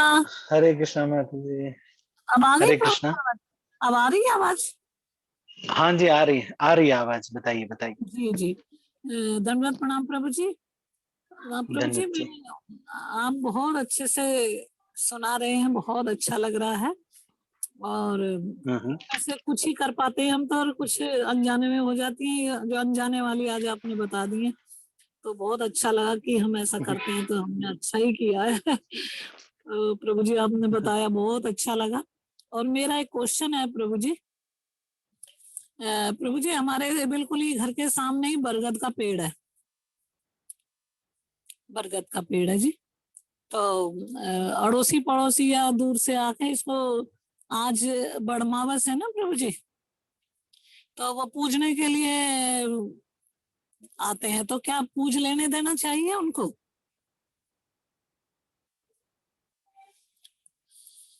हरे कृष्णा प्रभु जी। अब उनको रोक नहीं सकते, उनको आप मत रोकिए, पर आपको स्पेशली बरगद की पूजा करने के लिए कोई आवश्यकता नहीं है। आप बस पूजनीय है, इसका मतलब जैसे हम ये कहते हैं कि माता पिता पूजनीय है, इसका मतलब ये नहीं है कि अल्टर में मम्मी पापा को बैठा करके आरती करने लगना, फिर उनको फिर चामर डुलाना। माता पिता भी पूजनीय है ना। नहीं, हमारे आदर करना चाहिए, इस तरह से इसको बताया गया है। जी जी जी प्रभु जी। नहीं प्रभु जी, इसको काटना नहीं चाहिए क्या? जैसे ये अब वहाँ जो है बड़े बड़े, हाँ, काटना आप मत काटिए, मत काटिए। अगर भगवान की सेवा के लिए आवश्यक है, नहीं बिजली के तार, अगर भगवान की सेवा के लिए आवश्यक है। अच्छा अच्छा, नहीं जैसे बिजली के तारों में फंस जाता है तो फिर कर, जैसे बिजली के तारों में फंस तो फिर देख सकते हैं, तो उसे तोड़ सकते हैं प्रभु जी, काट सकते हैं? हाँ, क्योंकि फिर अगर आपके घर में उसका करंट आ जाएगा या कुछ ऐसा होगा, तो फिर मतलब उसको देख सकते हैं कि ये कितना आपकी सेवा के लिए, घर के निर्वहन के लिए अगर आवश्यक है तो कर सकते हैं, अन्यथा कोई आवश्यकता नहीं है तो जबरदस्त काटना चाहिए। मेन लाइन है ना बड़ी बड़ी जो हाई पावर की, उनमें फंस जाते हैं, फंस जाता है, अब फंसा हुआ है बिल्कुल। तो जैसे अभी तूफान आता है तो फिर फ्लक्चुएशन होने लगती है घर में, बिजली में भी, और तार टूटने का डर लगा रहता है। तो कहते हैं कि बरगद के तो ठीक है, तब फिर तोड़ा जा सकता है, कहते हैं बरगद के तब पेड़ फिर काटा जा सकता है। पाप तो नहीं लगेगा प्रभु जी? नहीं, क्योंकि आपके अगर घर में इसको निर्वाह करने में दिक्कत होती हाँ है, जी। तब तो हमको जो भी जैसा भी कर सकें, भगवान की सेवा के लिए अपने गुरु के आदेश के अनुसार कोई भी निर्णय लिया जा सकता है। जी जी प्रभु जी। ठीक है जी, माता जी। थैंक यू सो मच प्रभु जी, thank you so much. Hare Krishna प्रभु जी, दंडवत प्रणाम। हरे कृष्ण। ठीक है, तो अभी हम इसको यहीं पर क्लोज करते हैं। और किसी का कोई प्रश्न?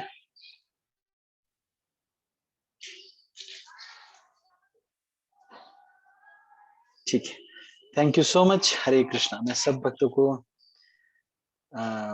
हरे कृष्णा अच्छा, प्रभु अभी जी, मैं दंडवत इसको हरे कृष्णा प्रभु जी, दंडवत प्रणाम। हरे कृष्णा प्रभु जी, दंडवत प्रभु जी, दंडवत कृष्णा प्रभु जी, दंडवत प्रणाम। सो मच प्रभु जी, धन्यवाद हरे कृष्णा प्रभु जी, दंडवत प्रणाम। हरे कृष्णा प्रभु जी, दंडवत प्रणाम।